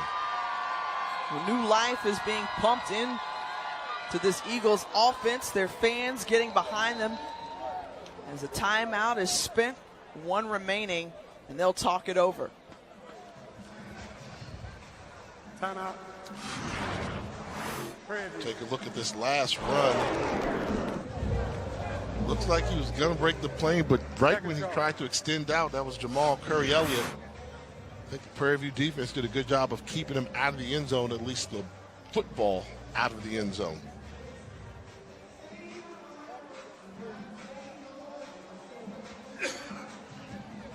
So coming up at the half, everyone much anticipated for what? Gimme 5 plus both bands, the Marching Storm and the Sound Machine, plus first half highlights. So stick around for nice little halftime. Yeah, you know, nice little presentation I got for you. I got a little something for y'all. You know, you got to give the people what they want. So I think they'll enjoy a little Gimme 5. Yeah. Hey, but this one will give you a little hint. It's numerically inclined Gimme 5. Okay. Numerically inclined Gimme 5. We'll see if your family education can figure that out. Taking digs So look at this. at the College of Love and Charity. I'm not appreciating it, neither is Rattler Nation. We'll jump on you, don't worry. First 7 drives for North Carolina Central. They racked up just under 100 yards on this drive alone, 71 yards and 4 first downs. And the Keysman, what have they done? I think they had a sense of urgency. They were tired of just being flat. They got a sense of urgency. They started to get Deshaun Stevens got involved, and it's going to be an extended timeout as they are looking to see if he got in. That angle there is from that angle there, that ball crossed the plane. I thought I saw the ball shadow over the white line. What did you see? I thought he was just shy of it. I thought when he was down, then the ball came over. And the key is going to be that knee for sure, but the ball as well. I thought the knee stayed up. Okay, going down there. Knees See? down there. I think he's just shy of it. They kept him out. I think you have to start thinking, if you're North Carolina Central and you are a little short, how do you score? They've not established a running game yet. They haven't established control of the line of scrimmage. The previous play was under review. The call on the field stands. Second down. So the call on the field stands. So when you haven't established control of the line of scrimmage, and you almost have to go to a little gimmick, So I think that'll probably involve Caldwell, the clock quarterback, is correct. With 34 some type seconds on the of clock. zone read, 34. but looking to have him keep the football and run it in. If Central can get 7 out of this, remember they receive the ball to start the second half. So Jamal Curry Elliott lined up behind Caldwell.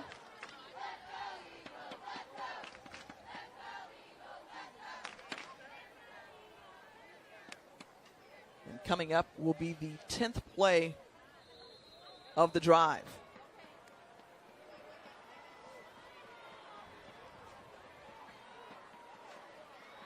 Caldwell to Elliott, and he's crossed the goal line. Touchdown. So North Carolina Central getting on the board. Finally saved for Central. Welcome to Atlanta. What do you say when the players play? Well, they offense showed up and able to punch the ball in to the end zone. Jamal Curry Elliott finds a quick crease, one cut, gets in. And Olivia talked about just the trio from Hillside having an impact, and on that drive we saw Deshaun Stevens, Caldwell, and of course Elliott with the score. Adam Lippy on to tack on the extra point. So 10 plays, 72 yards in just over 3 minutes, and Central able to get on the board just before the half. And that's why you have to finish off drives. I know Prairie View's on cruise control. They're up 20-0, had the ball inside the 10.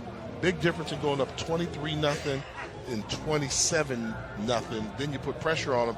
But Central responded nicely. The defense got the stop, and the offense went down there and put points on the board going into the half. And as you mentioned, they get the ball to start the second half. So some momentum at the end of the half can really determine how this football game is going to end. Great opportunity for both of these teams, and when we talked with Granville Eastman, he said, you know, this is a big stage for our players. It's a great opportunity to continue to showcase our program, and also a great pride behind the Eagles.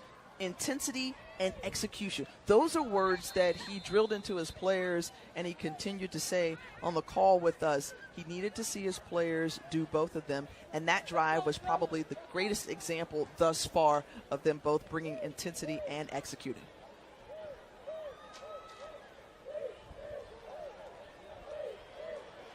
So picked up, and the Panthers moving ahead thanks to Zarian Holcomb. So what will the Panthers elect to do before the end of the half with that return? Yeah, with the return, I think, in the way your quarterback's been playing, I think you take a couple shots down the field, see if you can get some one-on-one jump balls with Tristan Wallace, and maybe try and steal back another field goal before the half. Not only that, remember, they've got 2 timeouts to work with as well. Jalen Morton has cooled off considerably. He started the game red hot, 10 for 13, and a touchdown pass and run. And the handoff here to Dewanye Tucker, who continues to shake and bake. I mean, it's like R1, L1 on your PlayStation controller when he gets the ball. Yeah, he's got shakes, and you know, the ability to make people miss in small spaces. You just can't bring him down. That ability, if you can block for him, he can be a threat. So he picks up the first down and a quick spike. Do you like that play call, though?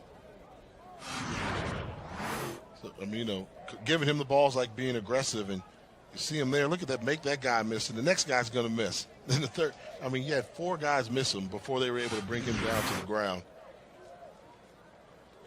And coaches say he can bring the pain at any time, an impact player, even though a diminutive stature at 5'6". Morton looking down the field, has plenty of time, finds this man wide open, and Marcus Hardy, a huge cushion given by that Eagles secondary.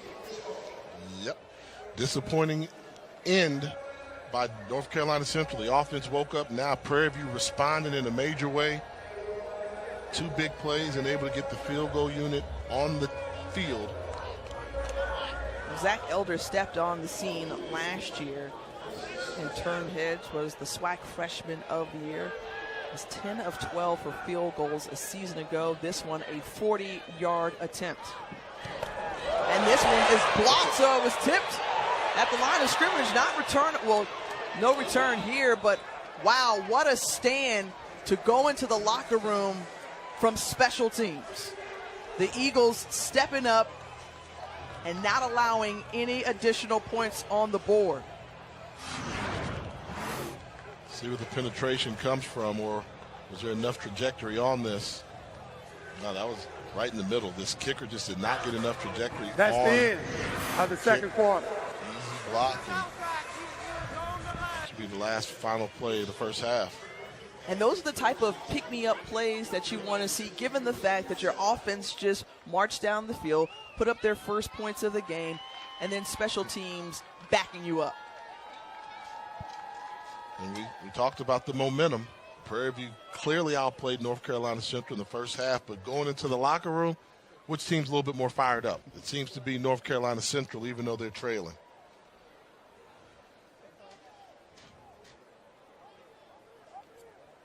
First-year head coaches on both sidelines as Eric Dooley gathers his troop and heads into the locker room.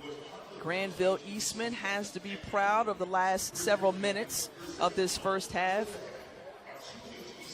as the Eagles showing fight.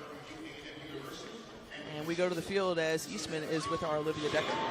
Thank you, Tiffany. Coach, a very heated way to end the half. What did you see on that last drive by North Carolina?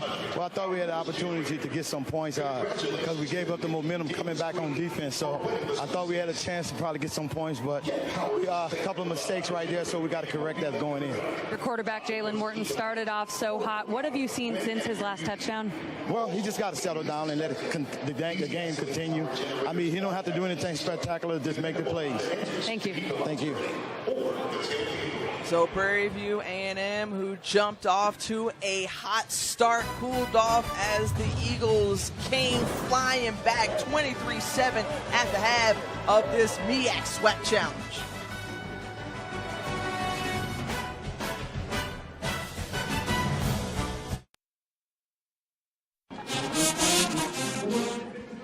Halftime remaining live here. Let's listen in to North Carolina Central's band.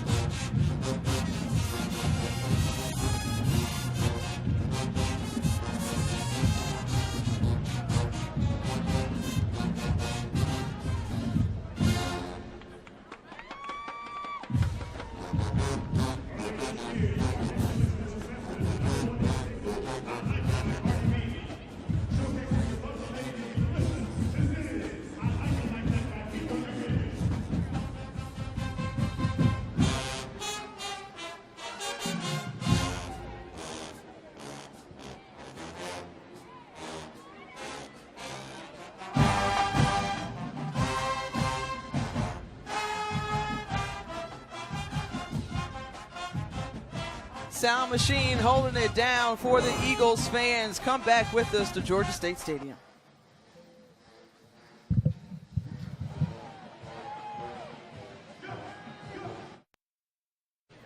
Welcome back to Atlanta here. Prairie View on top 23-7 over North Carolina Central in this MEAC SWAC Challenge. Back here in the booth, we have the opportunity to see a fresh face with us, and Dr. Charles McClellan, who is the newly minted SWAC commissioner. Thanks for joining us, and how does it feel to be running the show now? It's kind of a humbling feeling. I've been on the sideline as an athletics director. Being commissioner, it's a new feeling. but one that's humbling. I've been a part of the Southwestern Athletic Conference literally all of my life, and to be able to lead all 10 member institutions, it's an overwhelming feeling. Now we've been friends for a while, so We it's always have. been Charles or Doc. Now I got to call you like the commissioner. Well, you call me other things, Jay, so I'll take that.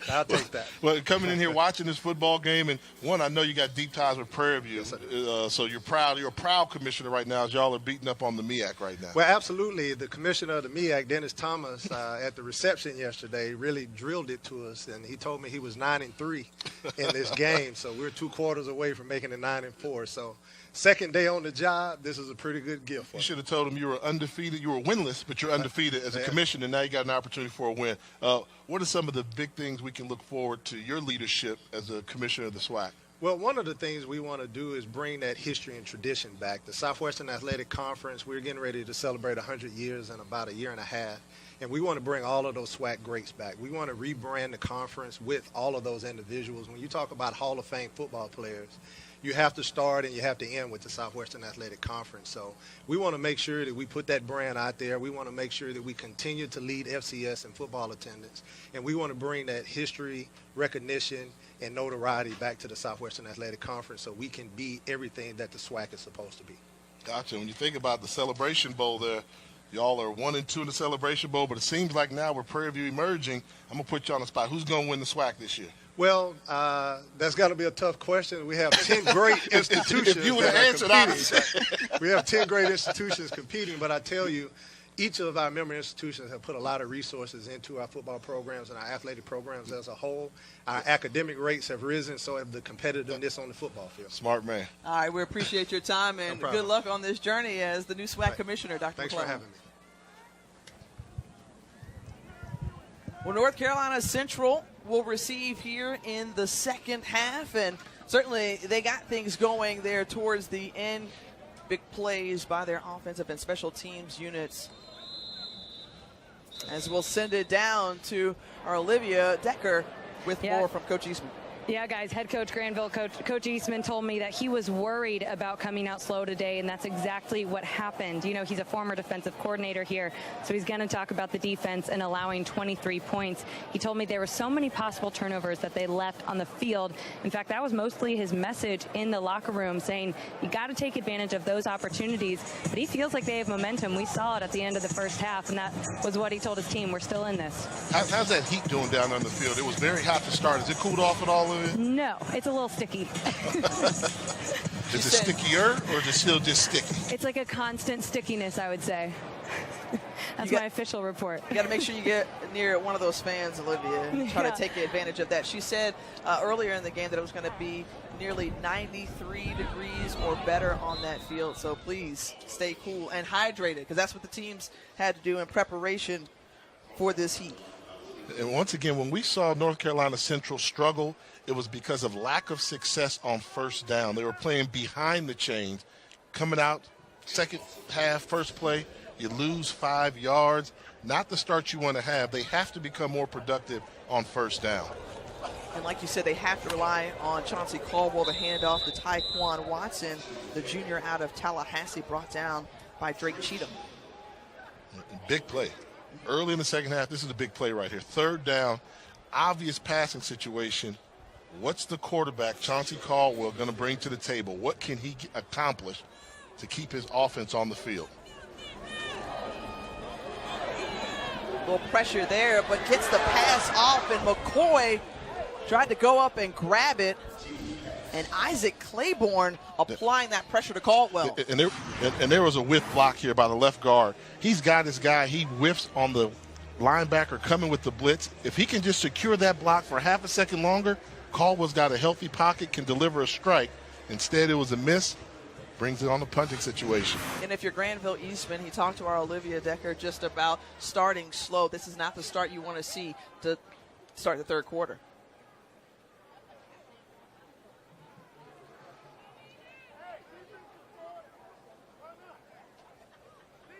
John Picaro, the rugby-style punt. And Parker will let that one bounce down at the 40-yard line. Well, Dewanye Tucker, human highlight reel, he can get it going. He was a difference maker. We talked about the quarterback, what he was doing, but Tucker proved that he was so elusive to bring down.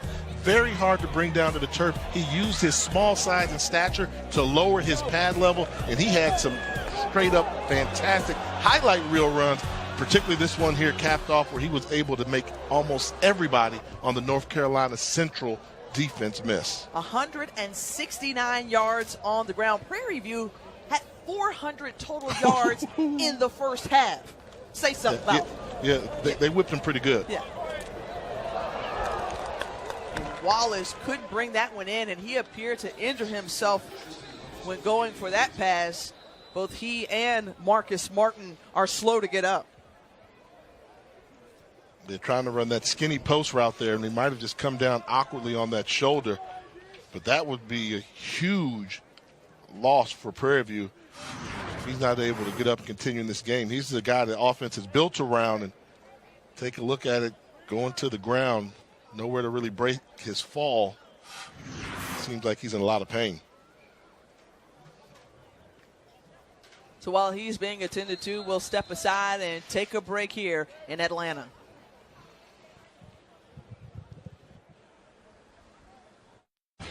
It's never been easier to watch ESPN3 games right here on Xfinity X1. Introducing ESPN3 on Xfinity X1.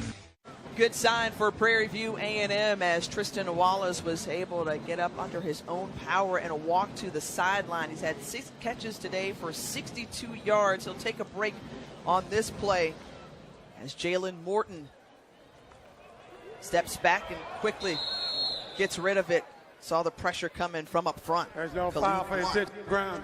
And they need more of that. I think what we didn't see a lot of was North Carolina Central defensive line. When we talked to the coach, we said our line has to dictate to the offense.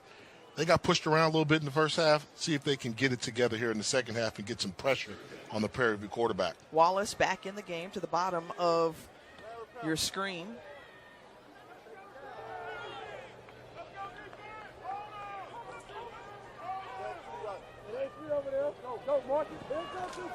And once more, you see the Eagles applying pressure. This time, they get to the quarterback. Big hit from the Eagles, Brandon Bailey. Boy, he's had a nice ball game this afternoon. We call his name a lot. He's had some face mask penalties, had some big tackles, but he's been active, and that's what you need from your inside linebacker. But you see what they're doing. They're just bringing one more than Prairie View can block. And we saw that start to develop in the first half when Eastman realized the front four couldn't get there. He found a couple blitz looks that could get to the quarterback, and he's doing it here again in the second half. Bailey, a sophomore out of Deerfield Beach, Florida, pushed the Panthers back 7 more yards as Sonny Richardson set the return, signals the fair catch. And that's where the Eagles will get things going. Now let's take a look at today's Bringing the Flavor, brought to you by McDonald's.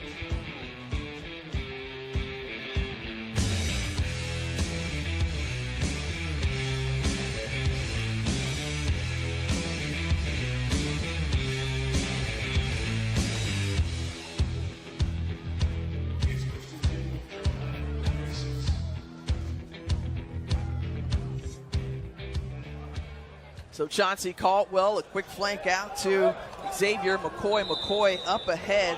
Again, we talked about this is a player that they just can't wait to see how he develops. McCoy had an 89-yard touchdown grab a season ago. Want to get him more involved in the offense. And I like what they're doing right now, up-tempo. They moved the ball when they went to 2-minute offense, no huddle. Now they're trying to go up-tempo. And they got positive yards on first down and trying to keep it going here on second. So nice adjustment by T.C. Taylor, offensive coordinator for North Carolina Central. Quick toss out to Stevens. Deshaun Stevens, the teammate of both Jamal Curry Elliott and Chauncey Caldwell at Hillside High back in Durham. Why do you keep calling him Deshaun? They say they call him Day Day. I get it. Day-Day. You know what? You get to call him Day Day. And I'm sure his mother and father would appreciate it. Yeah. And the homies appreciate Day Day. So, but that play right there, we talked about how they never established control of the line of scrimmage. 3rd and 3, they try to run for it. They can't pick up a yard, and now they have to punt. give credit to that defensive line for Prairie View A&M. They've just kind of neutralized what I thought was the more powerful offensive line in North Carolina Central, and they've taken away the running game. Yeah. The Eagles 1 for 8 on third downs, and this is the 9th punt of the afternoon for the Eagles.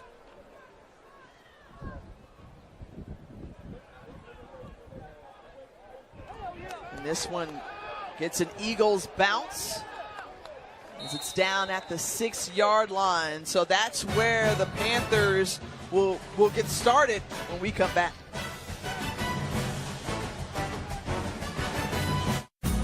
Chase, make more of what's yours. Welcome back to ESPN College Football, presented by McDonald's. The Prairie View A&M marching storm rocking in the stands, saying who's going to run this town. Thus far, the Panthers were running things in that first half. But, Jay, maybe you need to take off that purple jacket and get back on the field and get some offense going. Yeah, Morton needs to find a rhythm, start completing some throws. They're going to stay with their foot on the gas pedal. They want to keep throwing the ball. That's their intensity. And when you got a head coach that was a former offensive coordinator, he wants to throw it. But as we saw the statistics earlier, Morton cooled off a little bit. Hot start, cooled off a little bit. He's got to jump start it back into gear. Yeah, the first 5 drives that came out with 3 touchdowns. Since then, it's been a punt, 3 of them, a blocked field goal, and a made field goal for the Panthers. So DeWande Tucker, who has been the highlight of the show thus far, continuing to ramp it up. You know what? Lil dude can just go. He can just go. When he's running, gets that pad level down, he makes guys miss. Special back. A little bit like that. I'm not going to call him Tariq Cohen, but a little Tariq Cohen-esque. Now with the Chicago Bears, that 22-yard game moves the sticks and more. And the pass completed to Kalen Riles, his first reception of the game for the redshirt sophomore out of Tallahassee, Florida. And you see the tempo picked up for the Panthers. Yeah, and we're seeing Morton start to establish some tempo a little bit there, completing some throws and trying to get the combination between run-pass. And this is when I think they're dangerous, because they can find Tristan Wallace. We haven't called his name in a while. They need to make some more targets for him, find a one-on-one matchup. He's at the bottom of your screen. And an Eagles player is down. That's 5th-year senior defensive tackle Randy Awoyu. And we talked about Olivia's report earlier in the first half. During these games, it's been the second half, which has become the cramp contest, where players start to cramp if they didn't listen to proper hydration instructions from their coaches. So I don't think this will be the last cramp we see, but this is going a little bit early. 10 minutes left in the third quarter. How often did you call on that pickle juice on the sideline? Oh, man, pickle juice, man, I ain't that old, man. We had Gatorade, too. Come on now. I'm saying, look, old school remedies work, too. Don't act like you're too good for it Next now. you're going to say I was taking salt tablets, right? Like, imagine that. They used to tell you to take a salt tablet was like the exact wrong thing to do. But science has come along where Gatorade was discovered. It's all about hydration. Good water. With the carry, and looks like there may have been some trouble on that exchange. Darius Royster was there to meet him. Big stop. That was 3rd and short when Prairie View was stepping on the gas pedal, trying to get that offense going. Looked like they had some momentum, but huge stop by this Central defense. Was able to force the run in the hole. Good job getting there, locking it up. So Caleb Darborn, who has been relatively busy this afternoon for the Panthers after their hot 20-0 start. And Sonny Richardson calls for the fair catch. Well, we'll have a special Sunday night kickoff matchup for you tonight on ABC. Number 8 Miami takes on 25th ranked LSU at AT&T Stadium in Arlington, Texas. Our coverage kicks off at 7:30 Eastern. And it's also streaming live on the ESPN app. You know why I tune in to Miami these days? I mean, I'm a Florida girl, so really it was the U. But yeah, you like the turnover chain. The turnover chain is sexy because we've seen a lot of programs since then try to come up with something to try to match that turnover chain swag. But nobody can do it like the boys from the bottom, as we call it in Florida and down south in the U. The handoff to Isaiah Totten. They've got to get him going. Bounces off a couple of tacklers, and he's near first down yardage. And that's the key, positive yards on first down. You know, we said they have to start establishing that. They wanted to run the football. They think their running backs are the strength of this offense. Get them going. Force feed the run.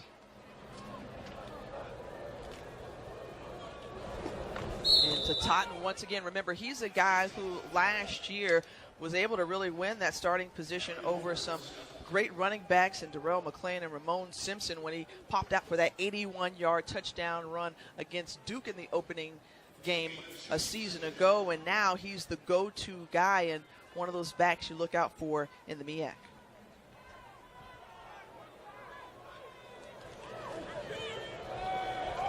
Caldwell tries to thread it in. Great concentration by E.J. Hicks to bring it in.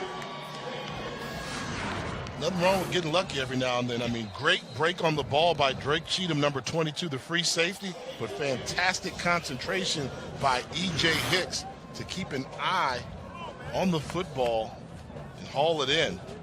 Drake Cheatham is down on the field. E.J. Hicks showing off his speed and great hands. Yeah, I mean, that was a great job of getting off the hash marks by Cheatham. Have to come away with that interception. Cheatham's just a freshman now. By the time he's later on the year, that'll be an interception, but it was a good job of concentrating by E.J. Hicks. But in that situation there, Chauncey Caldwell, the quarterback, North Carolina Central, he got away with a bad decision, but was rewarded with the first down. And you talked about those cramps, I think. Coming the cramp bowl. we should like monitor how many cramps we get in the second half. See if there'll be more cramps than first downs.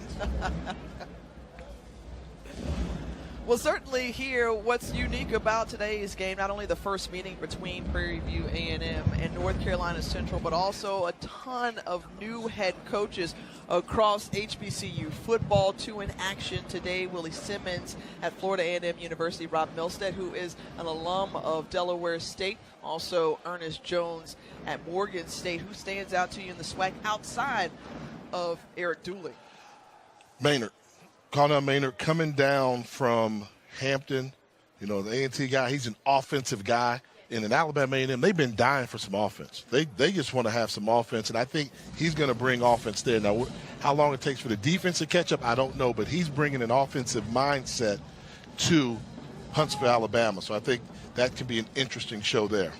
Eric Dooley, a New Orleans native, and Olivia told us at the top of the broadcast about Granville Eastman and his journey as Cheatham is being assisted off. But Granville Eastman, born in Guyana, South America. His parents migrated to Canada, spent his time growing up in Toronto, and he said, look, I went from essentially cricket to hockey. Fell in love with hockey, and then all of a sudden transferred over to the pigskin, and certainly that's been a great journey for him as he ventured up north and then found his way in North Carolina.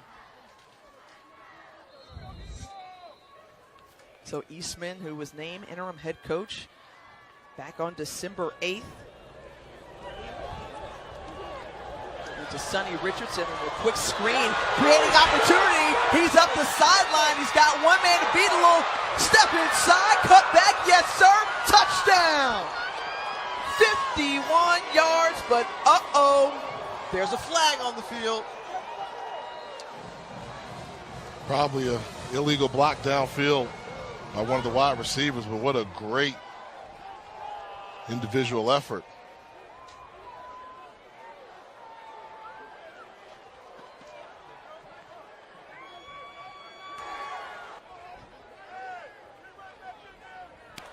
There's no flag on the play. Touchdown. What? They picked it up. Picked up the flag. Fortunate turn of events for Central. I mean, a great job of getting inside out. Could have been that block in the back there call that they might have missed, but I thought I saw the flag come out late in the run, but great job of staying Inbalance, finishing off a fantastic play. Adam Lippe, the redshirt freshman out of Tucker, Georgia. Want to add the extra point, so 23-14. North Carolina Central hot stepping into the end zone. They're coming back. Difference between excellence and mastery is all the difference in the world. Introducing the all-new Lexus ES, a product of mastery. Experience amazing at your Lexus dealer. North Carolina Central hanging around as the Eagles able to put up a touchdown. And don't count them out just yet. This is a type of ball game that certainly favors MEAC teams in general just because they like slugfests. Well, tomorrow at 8, number 20, Virginia Tech, and number 19, Florida State kick off their seasons on ESPN with a college football megacast. We'll have you covered on ESPNU, ESPN News, and ESPN3 with alternate productions to bring you the game in the biggest way. We're talking Marty Smith and Ryan McGee, first ever Goodyear blimp cast 1,000 feet above Doak Campbell Stadium for the entire game. As always, you can see it streaming live on the ESPN app from everywhere. How about Josh Jackson for the Huskies and DeAndre Francois, Willie Taggart naming him the starting quarterback for the Seminoles. I'm going to watch out for that quarterback duel. And the storyline there, Willie Taggart era begins in Tallahassee. So we'll see if the two Willies can bring their winning ways to Tallahassee. Of course, Willie Simmons, the former Prairie View A&M head coach, won his opening game as the Florida A&M head man, picking up a W over Fort Valley State on yesterday. Dewanye Tucker to the outside. Penalty marker comes out.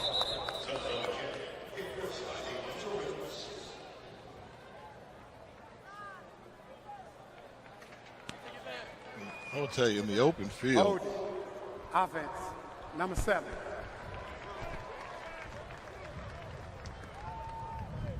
Tucker is almost unstoppable. I mean, you can't bring him down. Very hard to tackle. He's just got the ability to make the first person miss. I mean, look at this. Sees him, size him up. That's the hold right there as he gets to the edge. But that cut to get by. And Devontae Reynolds, the MEAC preseason Defensive Player of the Year. We featured him in the open, and he is getting up from what is likely a cramp. You know, earlier we saw Sonny Richardson with a fantastic touchdown. The key with these type of bubble screens is once you have to know where your protection's coming from.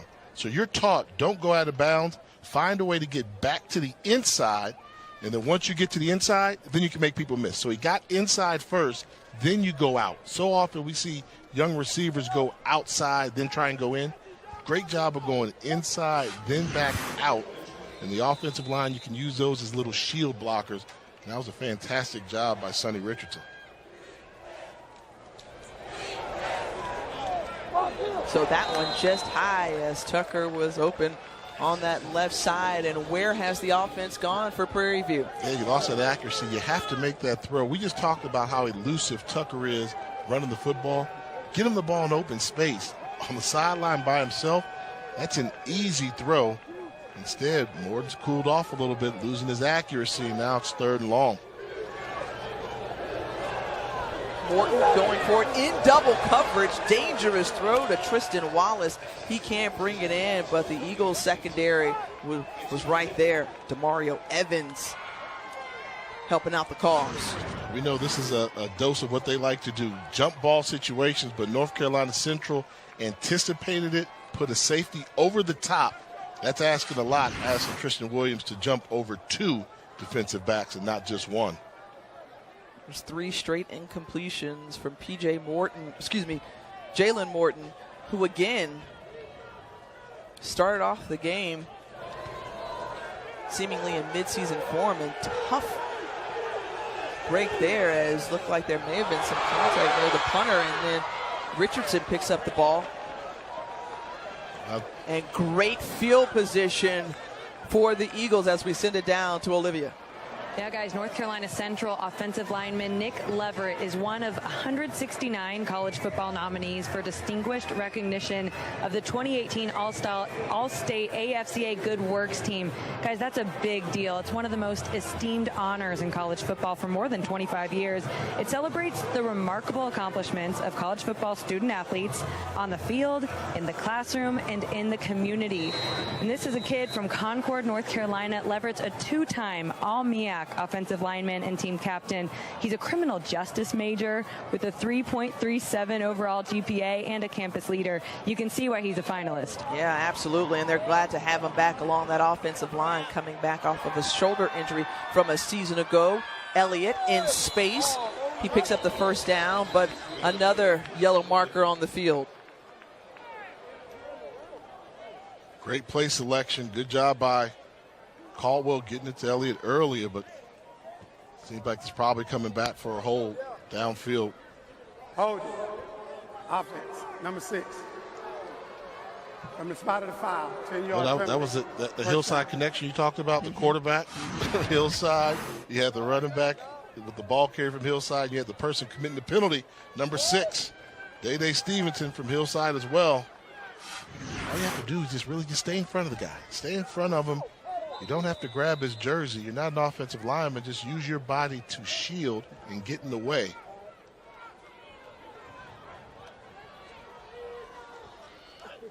Man in motion. Totten gets the handoff right up the middle. And once more, we see some laundry on the field. Offense, number 50. 10-yard penalty, first down. One thing that we saw for North Carolina Central and both of their scores, that they were able to push the pace in that 2-minute drill and getting going. But here, this is a lot of stop and go. Yeah, stop and go, and just a takedown by Andrew Dale. Lost his balance and took down Ronald Collins, the defensive lineman. Can't afford to make these penalties when you're in the trail position. You're chasing down Prairie View, who's got a 9-point lead.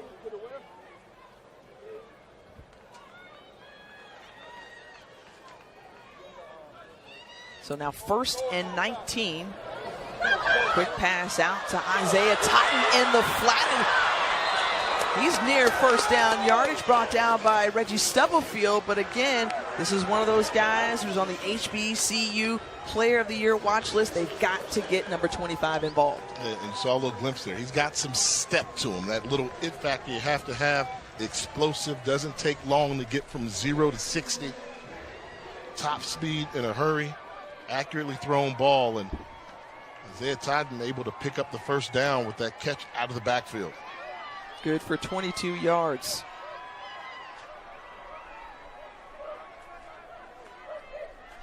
This time, play action. Caldwell being chased out and just has to throw it away.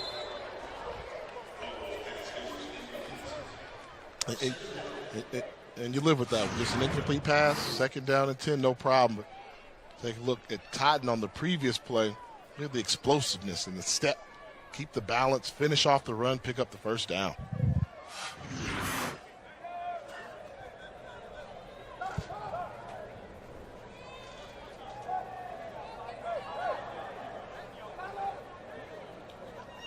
Well, this has been a great weekend of football here. And yesterday we got a chance to witness Washington and Auburn in action. And now this MEAC SWAC challenge as number 2 calls his own number. Caldwell up ahead. Stubbs in on the stop. He's the top returning tackler for the Panthers. Senior out of Millville, New Jersey. Number 20 in yellow. And another guy down on the field, and I think that's Stubbs. Another cramp. I mean, what are we up to now in terms of the cramp bowl? I think we're around 4 or 5. That's my unofficial count, Jay. Players just giving the effort, and Stubbs is the leading tackler from Prairie View A&M from a season ago. Been their most consistent defensive player his time on campus. This Panthers program, who won 3 straight under Willie Simmons, coming into this Dooley era, currently leading 23-14 with 5:22 to go here in this third quarter, but high expectations. They're not hoping, but they're expecting. Eric Dooley has set the bar high, and he's a guy who comes with a championship pedigree. And a good look there at Ted White, the offensive coordinator. And that's one of the things that we asked him. Look, as a longtime offensive coordinator around the SWAC, what did it feel like to hand over the reins to someone else? And then Ted White, obviously very capable. And Ted's paid his dues as well, so they're a lot alike. Ted's been at different institutions coaching. Dooley has too, and Dooley just wanted his chance. And I always wondered, I used to say, what's taking the SWAC so long to figure it out? It's like when A&T, the same situation at A&T, like, why didn't somebody try and go get Sam Washington? A&T was winning championships off their defense. Why not take their defensive coordinator? So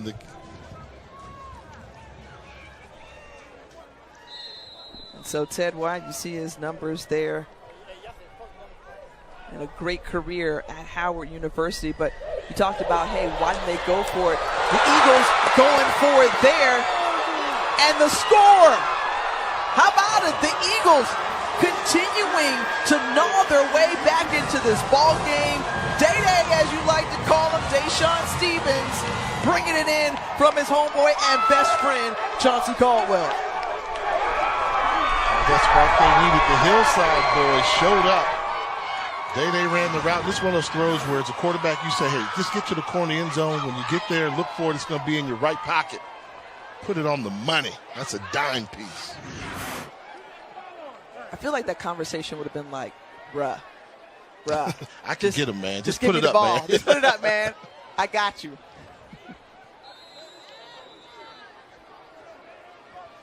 That's a sparking.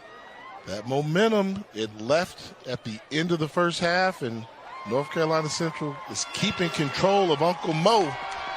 They're only down by 2. I just like the location of this throw where he's the only one that's going to touch that football, able to haul it in. There was good coverage on the outside by Jalen Haynes, but just a better throw and catch from the combination of Caldwell to Stevens. And the coaches told us that Stevens, one of those guys who came in as just a day one leader, transferred in from NC State. He addressed a need for them in terms of leadership, and he's stepped up to the plate. So the last 2 drives for the Eagles, 8 plays, 117 yards, but more importantly, 2 touchdowns. Points on the board. That's right. And brings them within 2. Hanging around, and that's what we talked about. You have to put a team away. Try and eliminate hope the best you can early. And we just did not see Prairie View able to do so, and now they find themselves in a football game that's up in the air, completely up in the air. Did you see this coming? No. I mean, I thought that we would see a great fight from North Carolina Central, but after that first quarter, I was just blown away by Prairie View A&M. I mean, I thought they just had everything clicking, and for whatever reason, they've gotten away from what helped them. If you put the ball in number 1's hands, and Dewanye Tucker, typically really good things are going to happen. Find him. But I think also Tucker's played well, but we haven't seen number 11. Mm-hmm. That's their best football player. They say that, Tristan Wallace, but I think we haven't seen him effective because Jalen Morton's gone cold, ice cold. Yeah. So he needs to get it going again. And that's the fair catch with the new fair catch rule change that they've made. Yeah, so anything within the 20-yard line and you signal for the fair catch, the ball will be placed at the 25-yard line. 25-yard line. And that was smart right there for the fair catch to be called because the return man was drifting backwards on the 6 or 7 yard line. Call the fair catch, get the ball back at the 25. They always say, and I know it's cliche, the tale of 2 halves, but you look at this third quarter and what North Carolina Central has been able to do. 136 yards gained in this quarter alone compared to just 30 for the Panthers. They took the momentum, and they're keeping control of it. And let's see if Prairie View can get this offense back in sync. Just over 5 to go, 1st and 10, and it's whistle dead before the play gets going. False start. Call Danny Garza, number 70. Offense, number 7. 5-yard Leaving penalty. early. First down.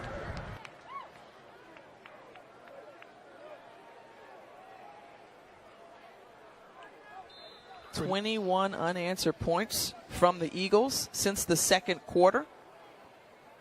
And Caldwell has helped to carry that load for them. Here's Morton across the middle. Finds Tristan Wallace. You said they needed to find number 11 in Wallace, and they did so right there on that slant. They got him the completion, and they moved him around. One of the few times we've seen him come across the formation and catch the ball in traffic. 7th reception of the day, and here Morton holds on to it. And that might be good enough for a first down. Yep, they moved the sticks. Khalid Blunt in on the stop, and if that Blunt name sounds very familiar to HBCU fans all around, his father is Mel Blunt, the Steelers legend and Hall of Famer. Did not know that. Yeah.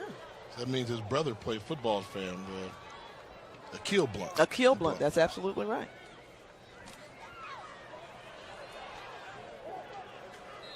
On the handoff to Tucker, and Tucker picks up good first down yardage. Devontae Reynolds in on the stop.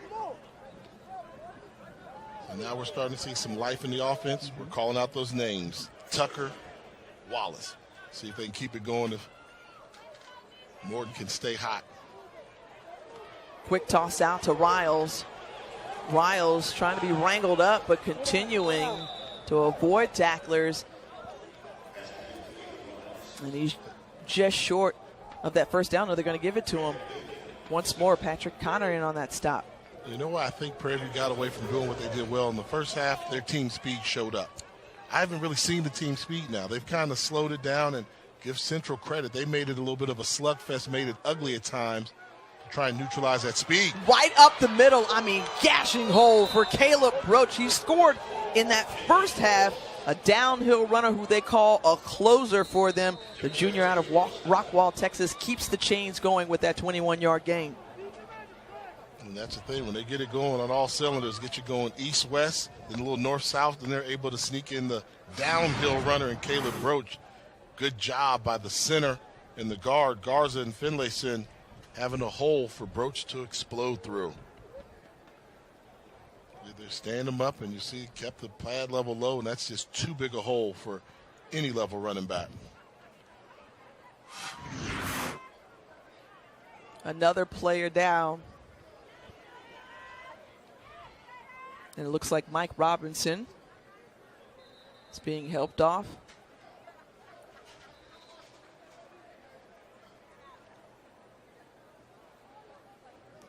Jay, this is fun because, you know, we get a chance to open the season here in Atlanta. If I'm going to put you on the spot and says who's going to play in this year's Celebration Bowl,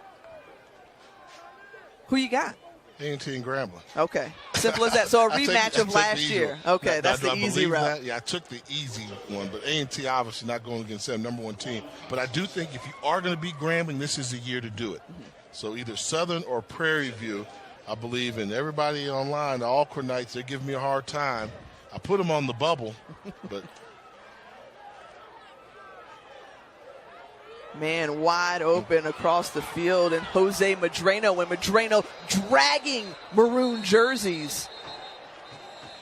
Won't go down. The 20-yard gain as you see the yellow flags on the field.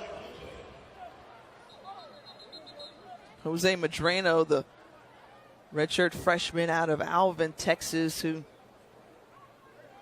caught his first career TD There's no foul on last the play. weekend. First to go, Prairie View.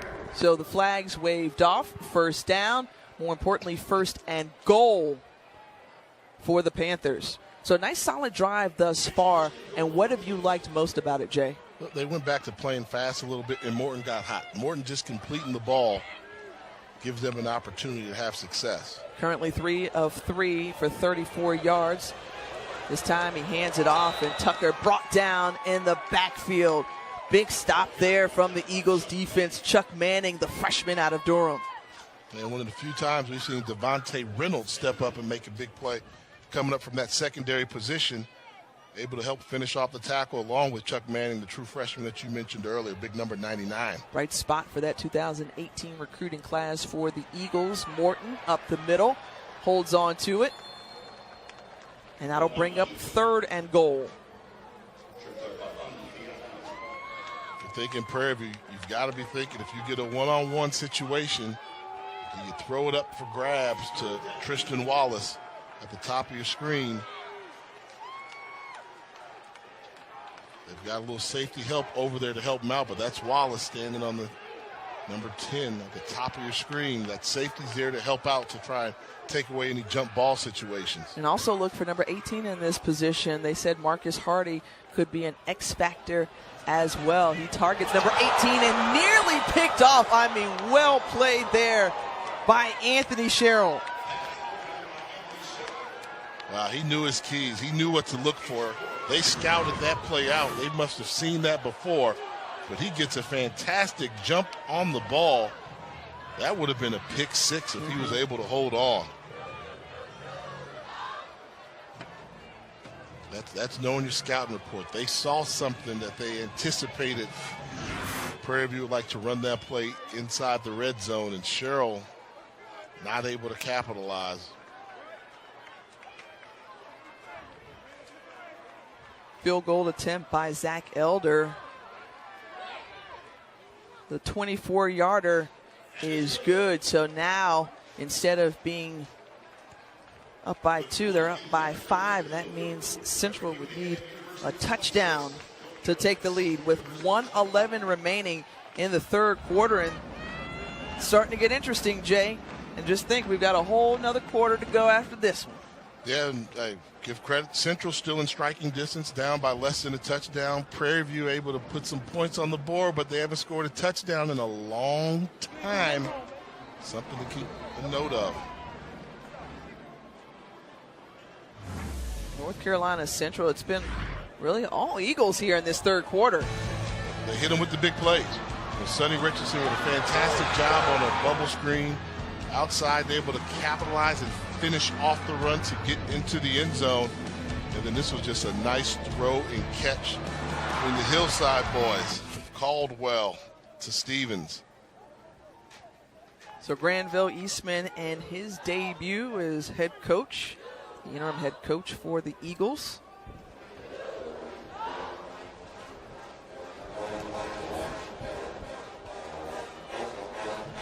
Taekwon Watson bringing it out. See, that's one of those examples there. If he fair catches that ball on the 1-yard line, he gets it on the 25. Instead, they'll get it on the 19. Let's send it down to our Olivia Decker. Tiffany, you mentioned Caldwell and Stevens being such good friends. It was so fun for me to watch them celebrate after that touchdown. They kept running. In fact, they almost went back into their own locker room. They just couldn't slow down. And, you know, coaches told us earlier this week that Deshaun Stevens is a well-liked guy on the team. He's been a leader since he arrived from NC State. Well, he's had a big impact already in this game, and even guys on the defense were coming over to give him high fives and handshakes after that touchdown. I also heard the offensive line coach for NC Central telling the guys 3 things to keep in mind here. No more penalties, keep having fun, and just fight longer than them. Good message. I don't know if it's fun if you're losing, though. but they fought themselves back into this game. And, you know, I can see why Stevens was able to become a leader because he went to NC State, but he's from Durham. So during the offseason, a lot of football players, you go work out with guys in your hometown at the local college. So he probably knew and played with a number of guys on this team. And by him making the move to come back and play for Central, leaving North Carolina State, showing you that work ethic that it's going to take to succeed at the highest level, seems like it's a pretty natural fit and things are going well down there in Durham. And just think, Central's got something cooking there. I mean, you look at the fact, despite last year's fumble of that 4th consecutive MEAC championship, they were certainly in the hunt for it. But, you know, they won 3 straight under Jerry Mack from, 2014 to 2016, had a Celebration Bowl appearance, and so close to actually winning it all here. So they feel like they've got an opportunity to do something special in the Bull City. And much like we've seen all day, they've got fight. they've got fight and they've got the players certainly to help them get there. And you and I, we've seen it firsthand, being MEAC alums like we are. They came in and took the MEAC by storm. Mm-hmm. I mean, we thought they were going to come in there and struggle, but give credit to their athletic director, Ingrid Wicker-McCrae, the way they invested in it, invested in the program, and they saw they had a chance to compete early, and they've continued to do that. They went out and they got Jerry Mack. Now they want to keep Granville Eastman. They want to keep their winning ways. And, I always think in sports, in the college football landscape, you need your rivals to do well to knock you off the top. So I think Gramblin's been rolling because Southern hasn't been able to knock them off. Well, Central was one of the only teams that can kind of keep A&T humble. Right. But now A&T's not humble right now. They're the cockiest, flashiest things out there in college football. That's what you call your head on swole. Yeah. So, and if somebody's going to knock them off, it's probably going to have to be North Carolina Central to humble A&T if it's going to happen. So we saw Jamal Curry Elliott go back to the sideline. Isaiah Totten, number 25 in the backfield for the Eagles. It's like you're trading out backs because they both have explosiveness and home run ability. As Caldwell finds McCoy, and that almost ended up in the hands of the Panthers. Inaccurate throw on a wide receiver screen. This ball just kind of sails on Caldwell. And you see the Prairie View defensive back with an opportunity to make an interception. That was Jalen Harris. And remember, he was a center fielder in the minors for a couple years, so that was like catching it like a can of corn right there for him. Well, Totten on the carry. That'll bring up about third down and about 6. And I continue to be impressed with this defensive front from Prairie View A&M. Unexpected. Normally we've seen the MEAC representative control the line of scrimmage in these MEAC SWAC challenges. That has not been the case today. This Prairie View defensive line is taking it to the offensive line of North Carolina Central. Lofting it over, and maybe some miscommunication there as McCoy was the intended receiver. And quickly done on offense as the Eagles unit will trot back to the sideline. Impressive 3 and out from the Panther defense.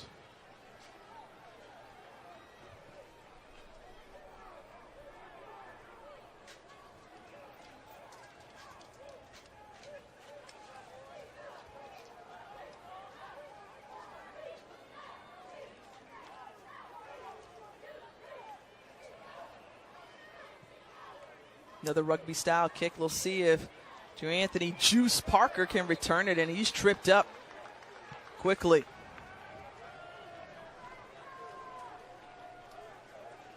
"35-yard punt.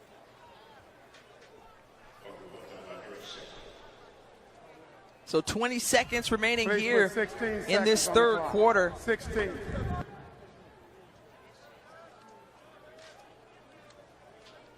And just a heads up, Prairie View It's the clock. trying to get it going here. Please put 16 seconds on the clock. 16, 1-6.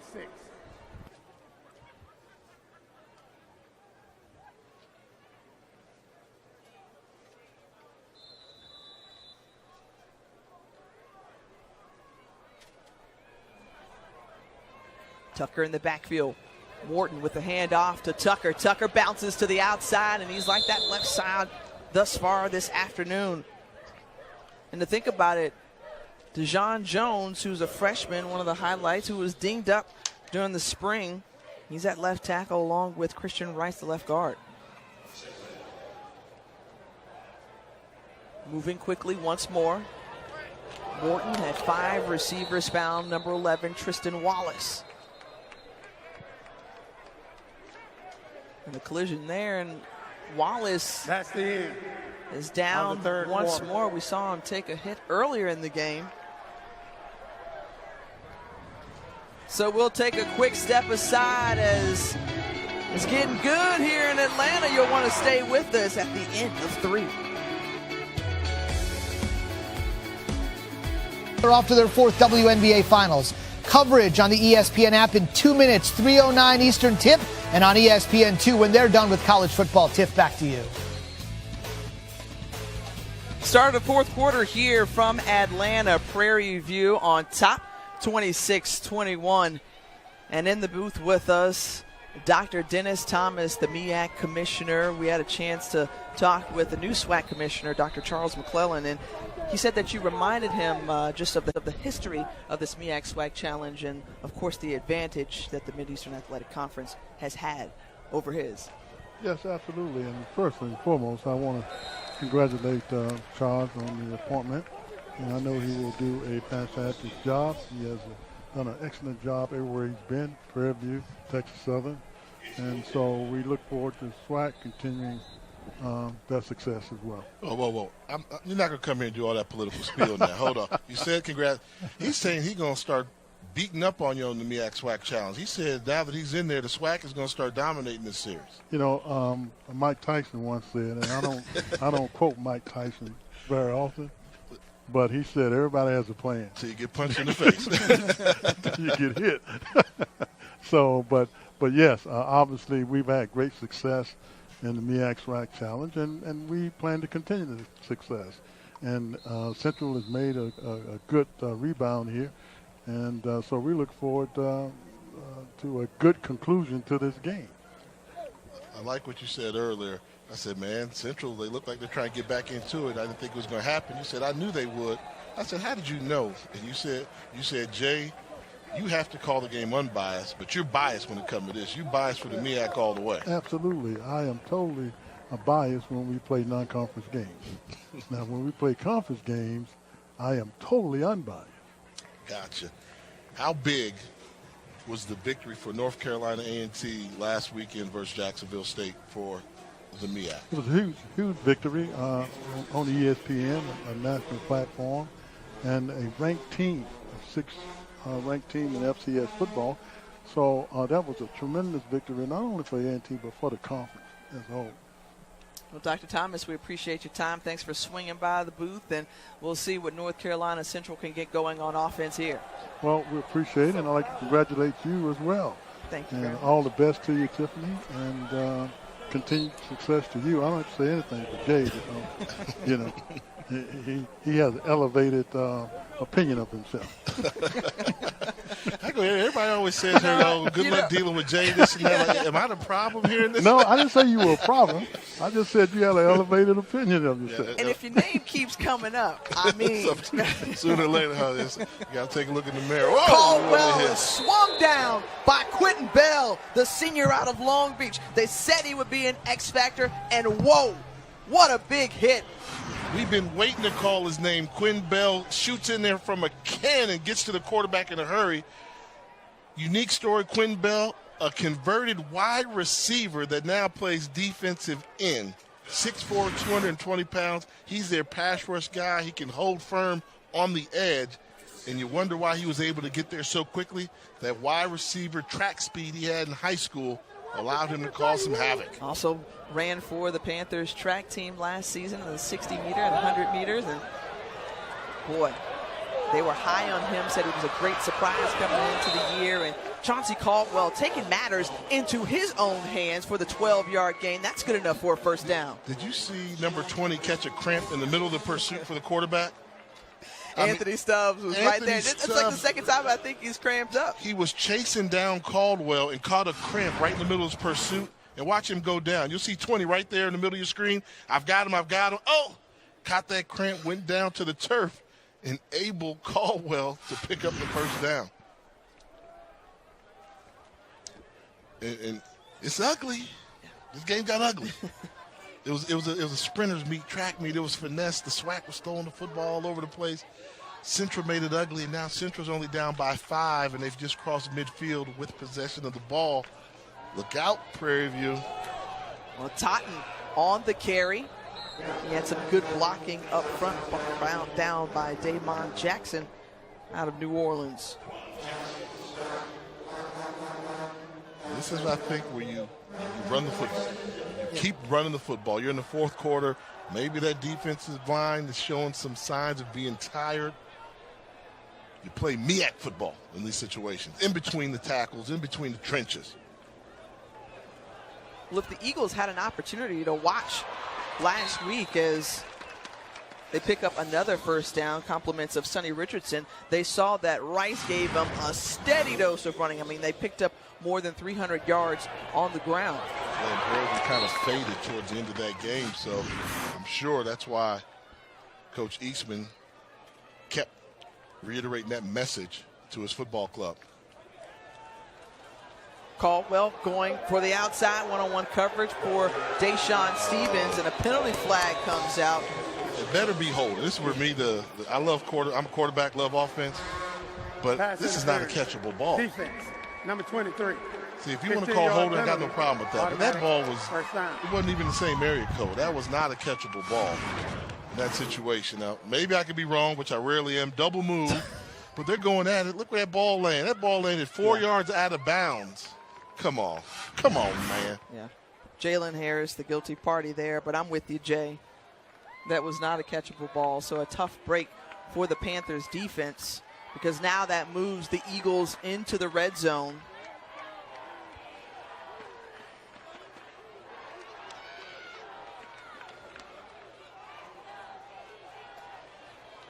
And that pass was tipped and deflected at the line of scrimmage by Aaron Walker. And quick update on the field with our Olivia Decker. Running back Jamal Curry-Elliott is on the sideline. He took off his pads. He's done for the day. His left knee is wrapped with ice. Remember, he was limped off the field with the help of 2 trainers. It didn't look good. All right, thanks so much, Olivia. And that could be a big blow, something to keep your eye on throughout the season. Transferred from Oregon. They feel like he's a big playmaker in this offense as Caldwell tucks it. And he's brought down. To the coach's credit, one thing they said, we've got so many good running backs, we don't rely on one, and that kind of seems to be the staple of North Carolina Central. They keep more than one running back. They always have good ones. You mentioned Sampson and McLean earlier. Well, coming in, they thought it was going to be Totten and Curry-Elliott, and they also got Tyquan Watson, who we thought we could see in this football game as well. But it is unfortunate for Jamal Curry-Elliott in his return to playing football back in Durham. He's got an injury on the first game. And Sonny Richardson, who has made some plays earlier across the middle for the quick slant, just in and out of his hands. So that brings up 4th down. And they'll likely try for the field goal with Adam Lippy, the redshirt freshman kicker from Tucker High School. We had an opportunity to see his alma mater in action last weekend against Grayson, Georgia.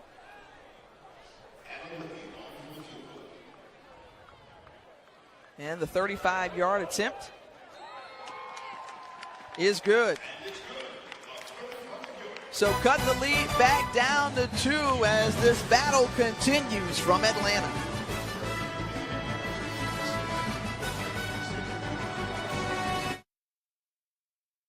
All right.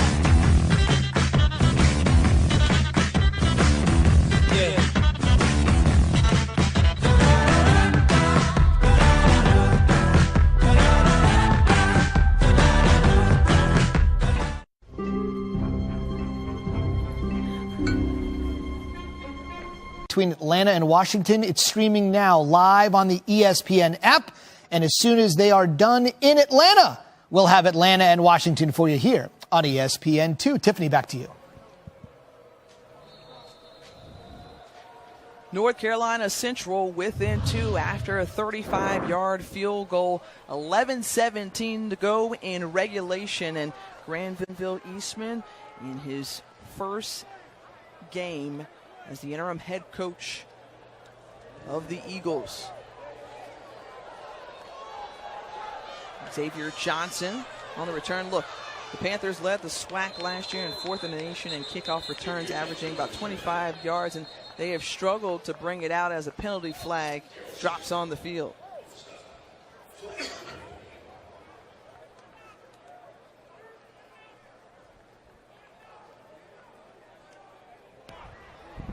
Hold it. Receiving team, number 41. 10 yards from the end of the run. First down. In this type of game, 2-point game, fourth quarter, I think whichever team can clean up their style of play in terms of penalties, they have the greatest chance of success for winning this football game. I mean, Prairie View, you're up by 2 now. You had a decent return. Now you have to start what we call bad field position inside your 20.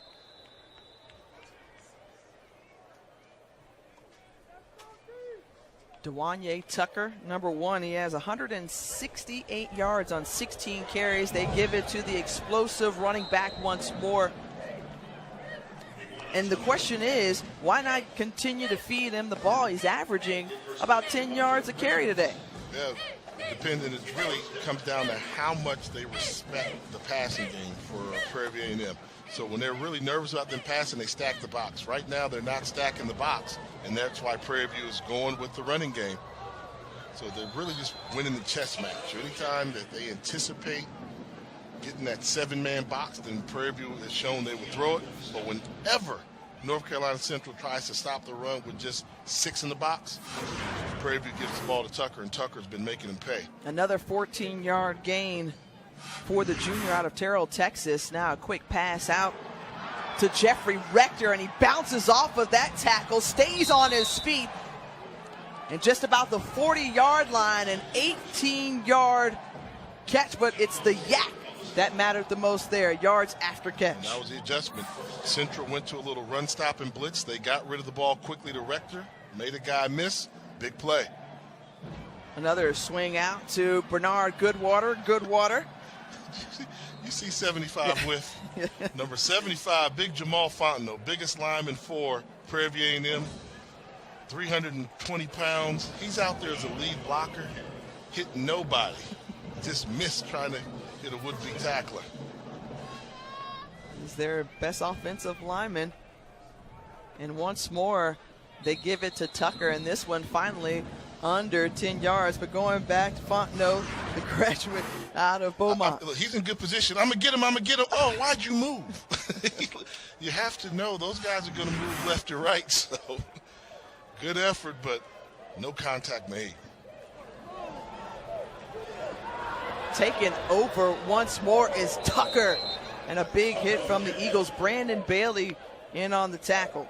And great job by that freshman left tackle, DeJon Jones, we talked about, number 50, pulling from that left tackle position. So we saw Fontenot struggle a little bit with his mobility, but the young true freshman, DeJon Jones, able to pull effectively, and he's going to be a good one. He'll be a cowbell at that left tackle position for the Panthers. Here's some pressure, but getting it away and wide open for the score is Marcus Hardy. Somebody missed an assignment there, and Prairie View makes them pay the 21-yard pitch and catch. How did he get so open? So, I mean, if we take a look, this is the matchup that we're taking a look at right here. Let's see how he was able to get so wide open. Bump and run coverage. The wide receiver, good job using his hands, pulled him away, got separation for the score. Manhandled Marcus Martin at the top. You said exactly what I was going to say, and this is a guy who didn't play last week against Rice, but a big touchdown for the Panthers. ESPN app with Elena Deladon in the lineup in a winner-go-home game for the Mystics. We'll have it for you on ESPN2 as soon as they're done with college football in the ATL. Back here in Atlanta, and Marcus Hardy helping to stretch the lead out for Prairie View A&M after the 21-yard touchdown reception, and the Panthers lead 33-24. 7 plays, 82 yards on that drive. Eat up just over 2 minutes. But again, some breathing room for the Panthers as Tyquan Watson receives it. And bounced around and brought down just inside the 20. First Take is moving to New York. Stephen A., Max, and Molly are heading to the Big Apple on Monday. Same show, same time, just a new location. 10 a.m. Eastern on ESPN and the ESPN app. Going to the big city. Yeah. That's what they would say is like high cotton. You know what I'm saying? You're moving into high cotton. Is the Big Apple big enough for Stephen A. and Max? That's the question. Says the guy who, I'm not going to do it. I'm not going to do it to you, Jay. I'm not going to do it to you, Whatever you're thinking about doing, don't do it. Caldwell tucks it, and he's met by a bevy of yellow jerseys. Jermaine Jackson in on the stop, the sophomore out of Louisville. Yeah, that's that thing we talked about earlier. This D-line for Prairie View came in here on a mission. They were not going to get pushed around, and hats off to them. The D-line has done a great job in this football game, limiting the amount of rushing attempts that Caldwell's been able to get, or any of the running backs from North Carolina Central for that case. Richardson in motion. Caldwell was looking in the middle of the field to Stevens and just overthrows him. So now 3rd and 11.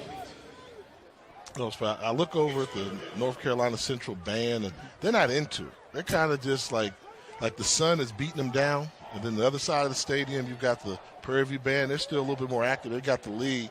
See, football players feed off of that. You know, if I'm on the field, I need my band to get me into it. There's no oomph.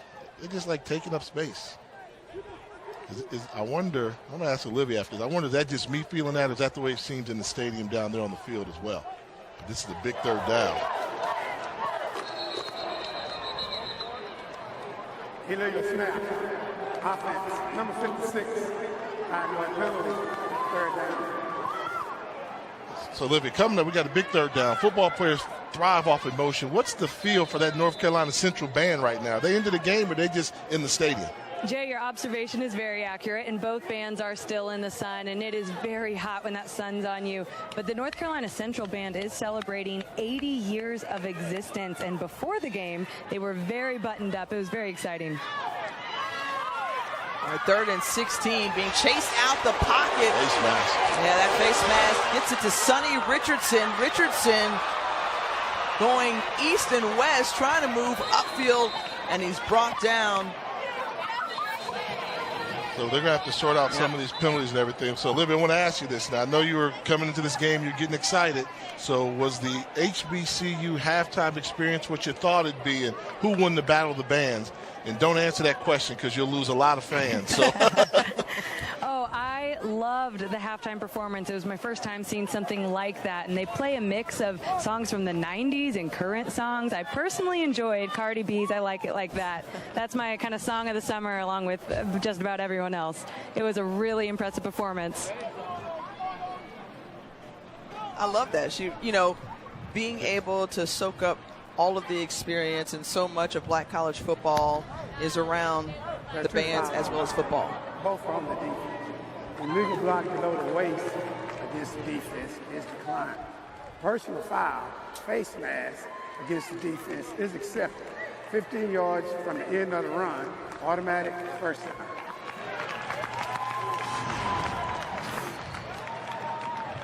You see the face mask right there. They're getting ready to end the drive on the 3rd down. They pull the face mask instead. Gives them a 1st down in North Carolina Central. They're just hanging around this thing. I mean, Prairie View came out with the score to go up by 9 again, and Central gets a penalty. They don't get the 3 and out. Now they get the ball in decent field position again. I would not have caught on that one of the bands played Cardi B. I'm old school. I don't know who Cardi B is. Okay, did you hear Drake In My Feelings? Yes, I heard that. Okay. That was See, good too. Olivia, did you do the challenge down on the field, or at least were you tempted to do so? You know, Tiffany, some of us are working here, so no, it was very impressive. They did play some very current songs. That was cool.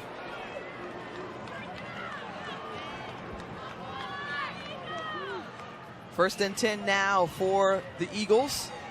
Caldwell kind of bottled up there in the middle. Brought down by Jason Dumas. And I know it's not traditional what you see from the running attack.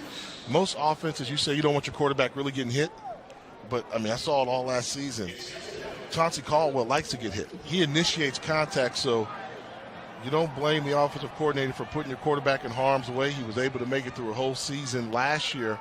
But that's just the type of football player he is. He likes contact, likes to bring it, and I think he gets going off of that. So they need to call some more quarterback runs. This time he elects to toss it up in the air. Has a man, and a lot of contact. Some bodies go down. A flag comes out as well. Reggie Stubblefield was in on that. I have to see these calls because that was a poor throw. I mean, that ball should have been intercepted from the moment it left his hands. Reggie Stubblefield made a great beat on the ball. Pass interference, defense. And they call pass interference. I just don't see how that's possible. First down. I mean, that ball, the only chance on that ball was interception or long and complete. Watch him come over there. He's got the best path to the ball. Now, they probably called pass interference on 22. But come on. No. Yeah, I think Cheatham may have been holding onto the jersey just a little bit. Meanwhile, Chauncey Caldwell took a big shot. Stubblefield goes off. That's the general in that secondary. So, if you throw the ball, one wide receiver versus two defensive backs, don't think we're giving you pass interference. That's just not pass interference there. Sorry, I'm trying to get along with these referees over the years. We've been trying, but that one there just kind of gets me. Officials out of the SWAC, and look, this drive is continued for the Eagles because they've been bailed out by a couple of big penalties, that face mask and now that pass interference. So the drive continues now. 2nd down and 6.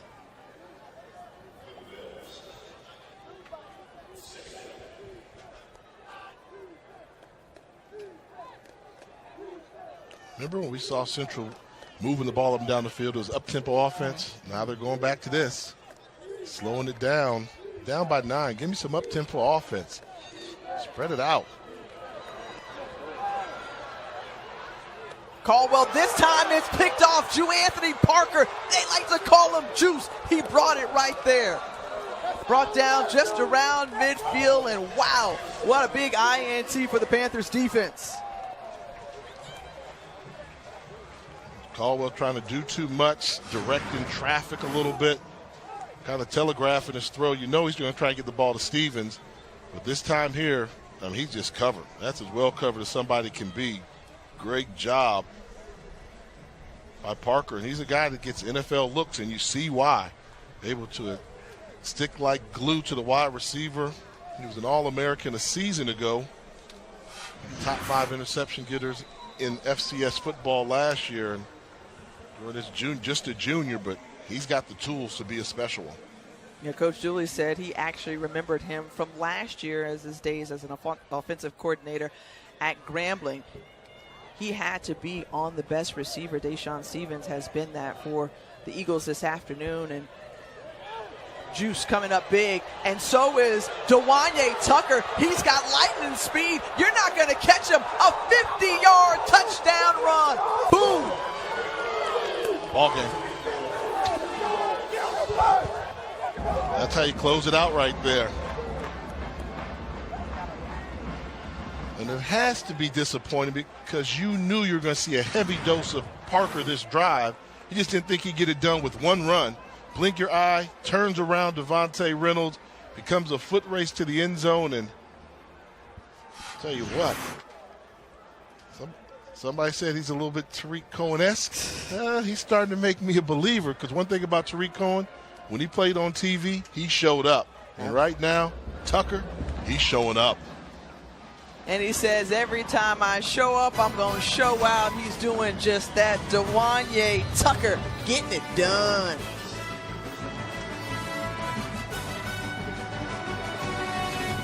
Purchase everywhere. It's like a cashback oasis. What's in your wallet? The MEAC SWAC Challenge is presented by McDonald's new sweet and spicy honey barbecue glazed tenders. They are hand-tossed and glazed to order.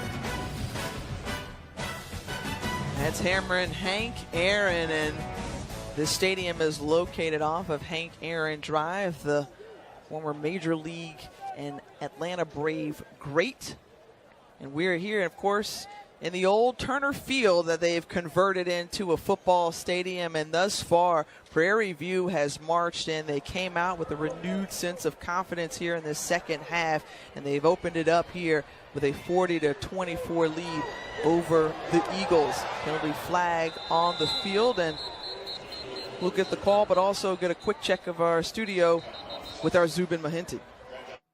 Tiffany, thanks. The Washington Mystics season is on the line. They're playing like it. Christy Tolliver from downtown. They've got to win this game to force a Game 5. It's streaming on the ESPN app. We'll see you on ESPN2 after you guys are done.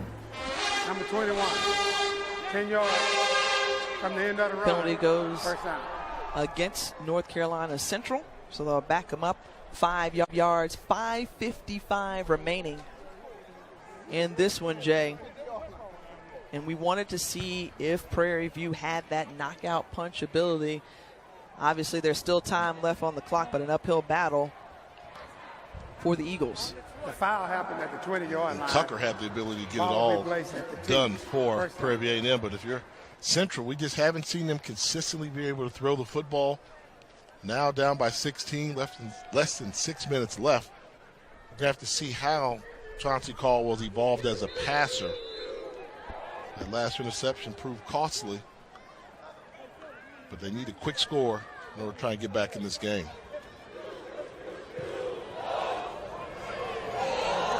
Caldwell threw it kind of in no man's land, and one of the things that the coaches told us this week was the fact that last year they felt like Caldwell was trying to win it all and do it all himself. Of course, he was a first-year player in this program, but since that time they wanted him to try to settle in. Did you feel like he was trying to do it all there?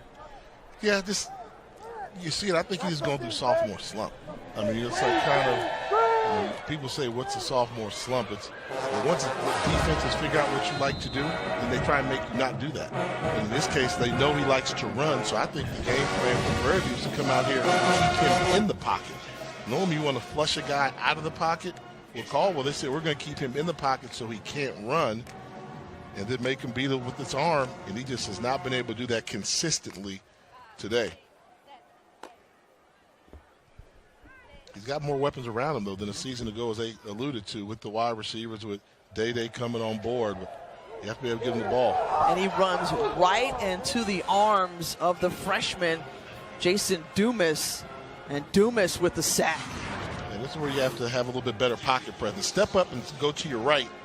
He's so focused on going left. That's where his attention was. Ran into a sack right there.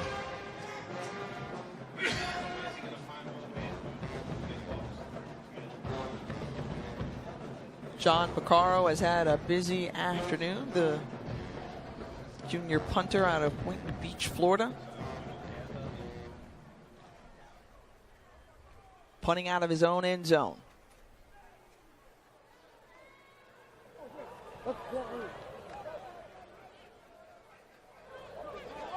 Parker just watches it bounce. So good starting field position for the Panthers, who are rolling.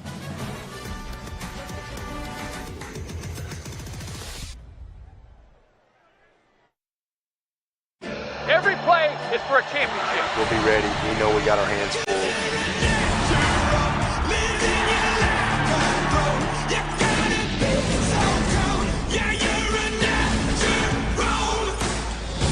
We really like having Aaron around, but we're concerned he takes his name a bit too literally. Okay. He has to do golf again. All rise.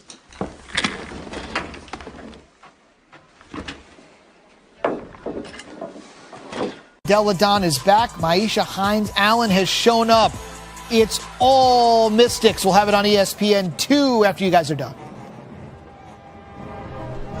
Welcome back here to Atlanta, as it's been all Prairie View. 634 total yards this afternoon, and Dewanye Tucker has been the highlight. He gets a break on the start of this drive. Caleb Roach up ahead, the junior on the carry. King Kiaku with the stop, and Tucker had a career high so far, and he may continue to add to those numbers. 21 carries, 248 yards.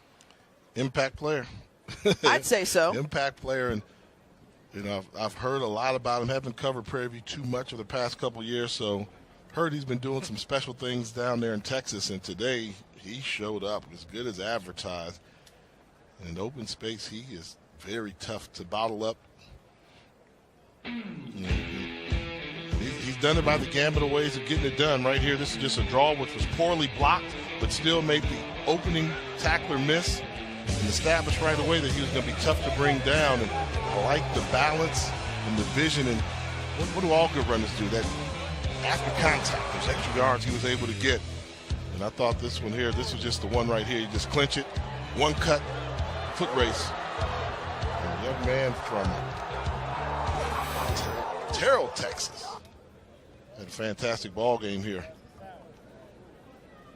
Career high numbers for the junior, scored a touchdown, and certainly kept this Eagles defense on their toes. When you talk about just the speed of the SWAC, he is a great example of that. Really something that this Panthers group can build on when you look at the fact they've won 11 SWAC titles, the last one coming in 2009. Can he be one of those catalysts to help get them there, along with a very good wide receiving core? He will have to be. He will have to be, but it all comes down to how Morton's going to play, because we saw when Morton got hot, this offense was flowing. When he struggled a little bit, then people started to gang up on Tucker, and it became tough. So they have the tools in place to be a very effective offense. They had that last season during the Willie Simmons era.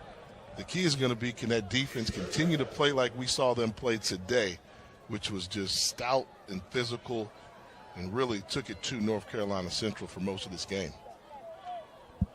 3rd and 5 now, and with that 16-point lead, surprised that they're not eating up more of that play clock, Jay? This is not their DNA. Yeah.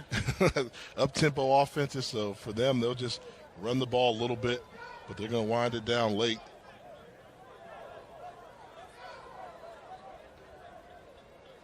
Well, here they're instituting that theory. And Goodwater tried to get to the outside, and he's brought down by Royster. Wow, that's one where you need that extra yard and a half. Leave your feet, dive, know where the first down marker is so you can keep possession of it and then kind of run it out in 4-minute offense. 4th and 2, and the offense still on the field, so Dooley taking a gamble here, empty backfield. And they're not even milking any clock. Yeah, oh, there try we go. And draw them off sides a little bit, then probably take it down and call a timeout once the game clock gets to around 1 second on it.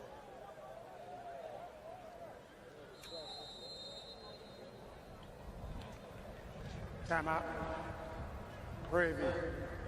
30 seconds. Good look there at Coach Eric Dooley, a New Orleans native. We mentioned a long-time assistant. Prior to that, though, he got his start in the SWAC as a player under the legendary Coach Eddie Robinson as a wide receiver, and then just has hung around since then and terrorized defenses all throughout. And I'm going to call it out for years, probably about the past 5 years. I was like, why is he still coaching at Grambling? And he was looking. He was open to some other jobs, didn't get it. I think a lot of teams are going to pay, particularly in the SWAC, because, I mean, he was there. The numbers were there, and letting him go to Prairie View, woo-wee. I'm sure there are a lot of people that wish he'd have taken, like, the UAPB job or, you know, even the Mississippi Valley State job when that came open, and, you know, he was out there applying for that one. But now Prairie View, they've got to find, and I think the rest of the conference, it's going to be interesting to see how this plays out.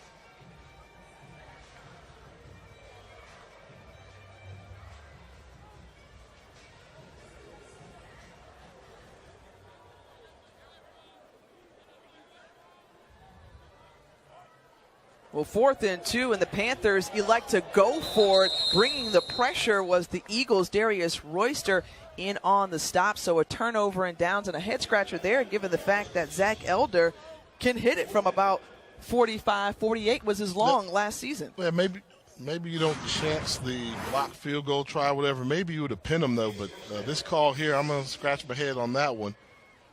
Good job by North Carolina Central to defend it. But even if you take a chance and try and punt the ball out of bounds to pin them. Quick check of the studio. We send it over to Zubin Mahinti.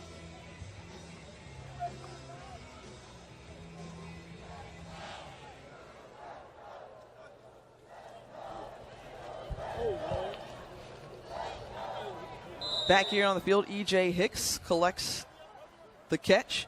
But back to Eric Dooley, I mean, you think about the coaches that he's been under in terms of either played for, we talked about Eddie Robinson, but also coached alongside Pete Richardson, the Southern great, Broderick Fobbs, who is the younger, and then Monty Coleman as well at the Arkansas Pine Bluff, who has a ton of pro experience. And so he says he has just been able to pull little bits and pieces from each of them, keeps in great contact still with Pete Richardson. Yeah, very tight with Pete. They had a great run down there at Southern, and Pete really got him in the business and kept him going. And I agree with what he said. You're not going to meet a greater human being probably than Monty Coleman.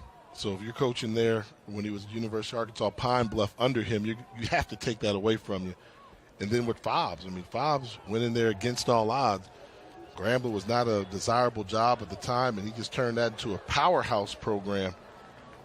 And I think, he just said, in terms of not getting jobs that were open before, he's a spiritual guy, and he said, hey, it was in God's plans for me to have this job at this time, and I think all parties are happy.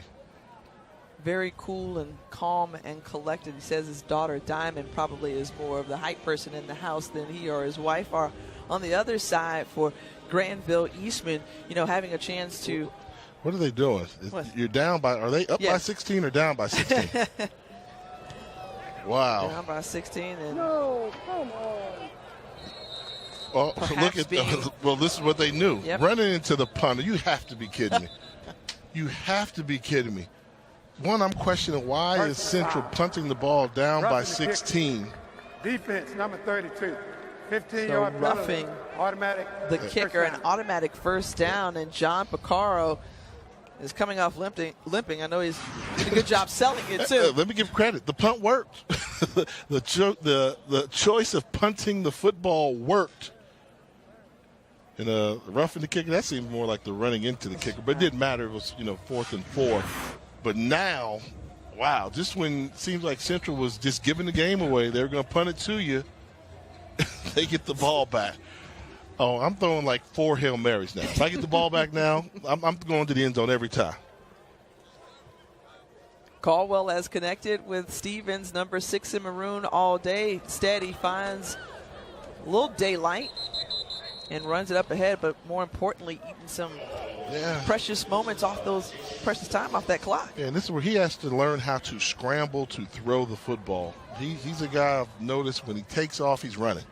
Well, learn how to take off but know where the line of scrimmage is so you can pull up and hit a receiver downfield. Keep your vision downfield. Caldwell looking once again he's taking to off. Take off their first down. He's got to learn to step up into the pocket. Yeah. You step up, but for him, he's a drop back, not their takeoff type guy. I'd like to see him step up and keep his vision a little bit more downfield, give his receivers more of an opportunity to work. It's 3rd and 1 and closing in on the final minute.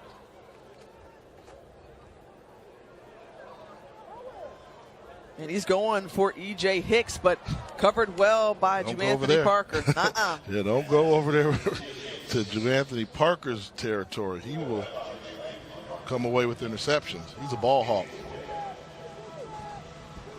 4 interceptions a season ago, 2 returned for a touchdown, and that brings up 4th and 1 now.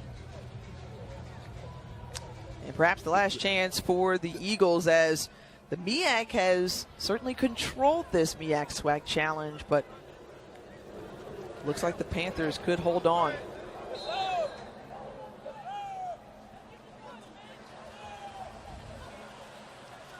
And a big hit put on Caldwell to end the game by Willie Green. That's a little bit of an exclamation point. Yeah. So the first 6 games of the season, a little odd, quirky schedule for the Panthers, and the fact that they're not playing at home for the first 6 weeks. They're at either away or on neutral sites.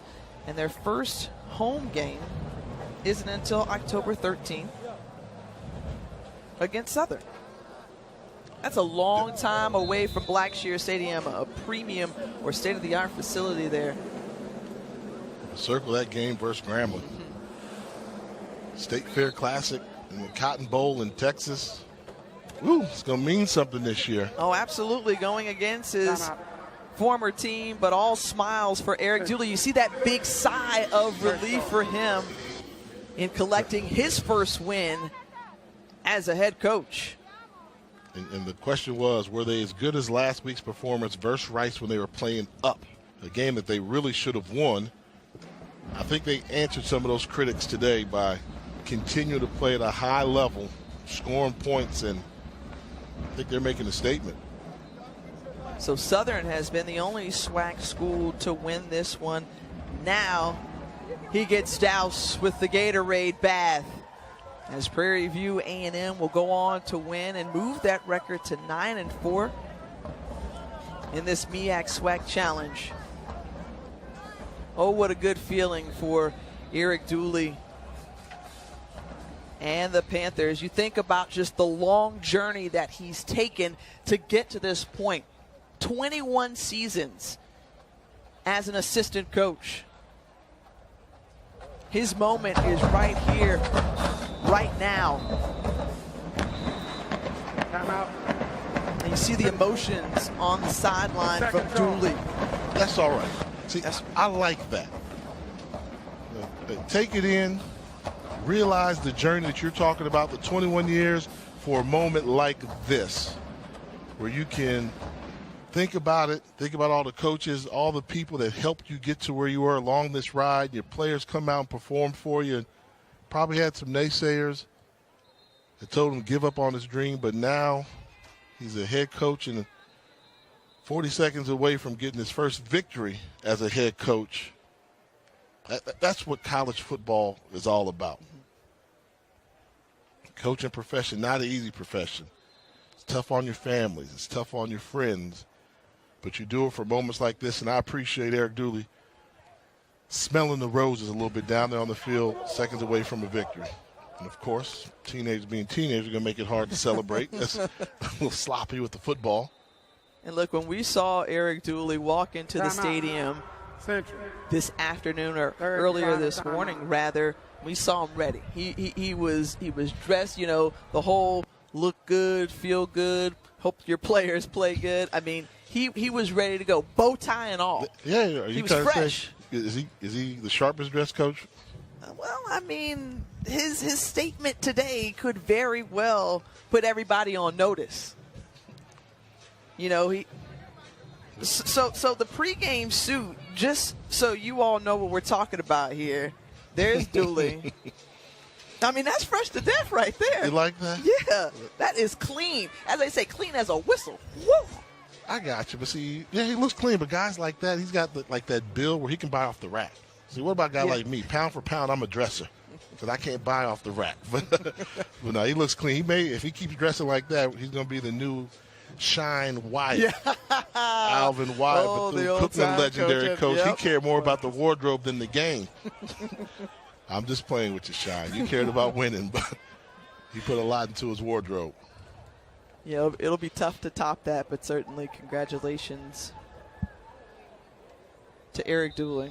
And for North Carolina Central, look, I mean, this is a non-conference game, so, you know, when you look at what's to come for Granville Eastman and his crew, you circle South Carolina State. That's their first conference game.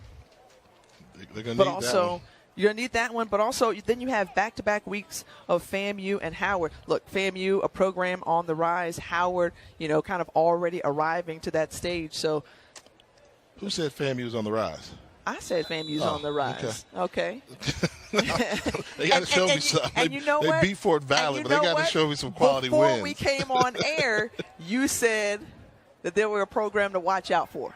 Watch out doesn't mean on the rise. Well, I'm already going. See, you got to claim it. You got to speak it into existence, Jay. You got to speak it into existence. On the run, and up ahead is Tyquan Watson. But a good stable of running backs, as we mentioned, for North Carolina Central. Chauncey Caldwell will continue to develop at quarterback, and then not only that, you've got a special player in Devontae Reynolds, so that secondary, a seasoned and experienced bunch. I mean, good days lie ahead for the Eagles.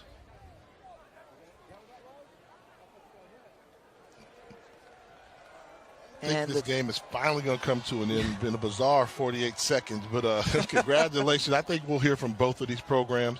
I do think Central has some work to do in order to compete. I mean, obviously, they got to compete with A&T. It all starts and ends down in North Carolina with them.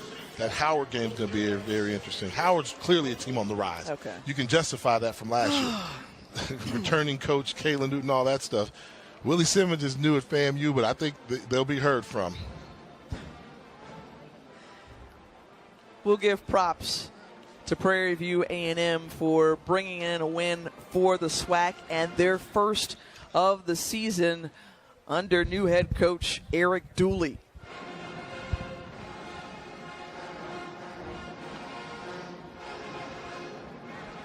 And it was hot to start for the Panthers, and they kind of slowed a little bit and put their foot back on the gas towards the end. And our Olivia Decker is down on the field with the winning head coach and Eric Dooley. Thank you, Tiffany. A lot of emotion here, Coach. Your first win as head coach. You said that your wife gets a little bit more sentimental, but are you feeling the sentiment now?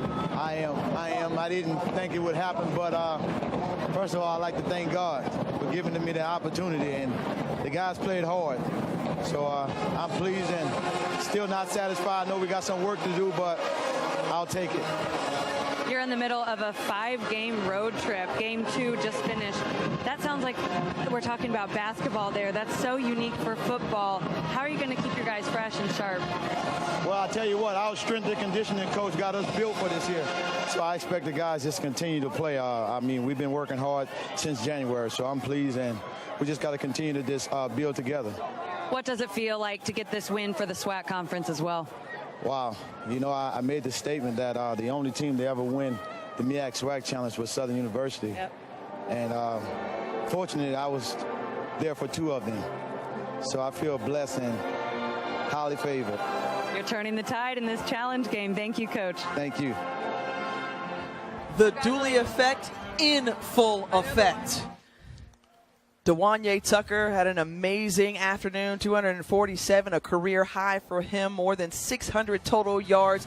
Jay, it was an impressive outing for Prairie View A&M, putting everybody on notice. Absolutely. Look out for the Panthers in the SWAC. They may be back here in Atlanta for the Celebration Bowl. Thanks for tuning in. For Jay Walker, I'm Tiffany Green, signing off from the ATL.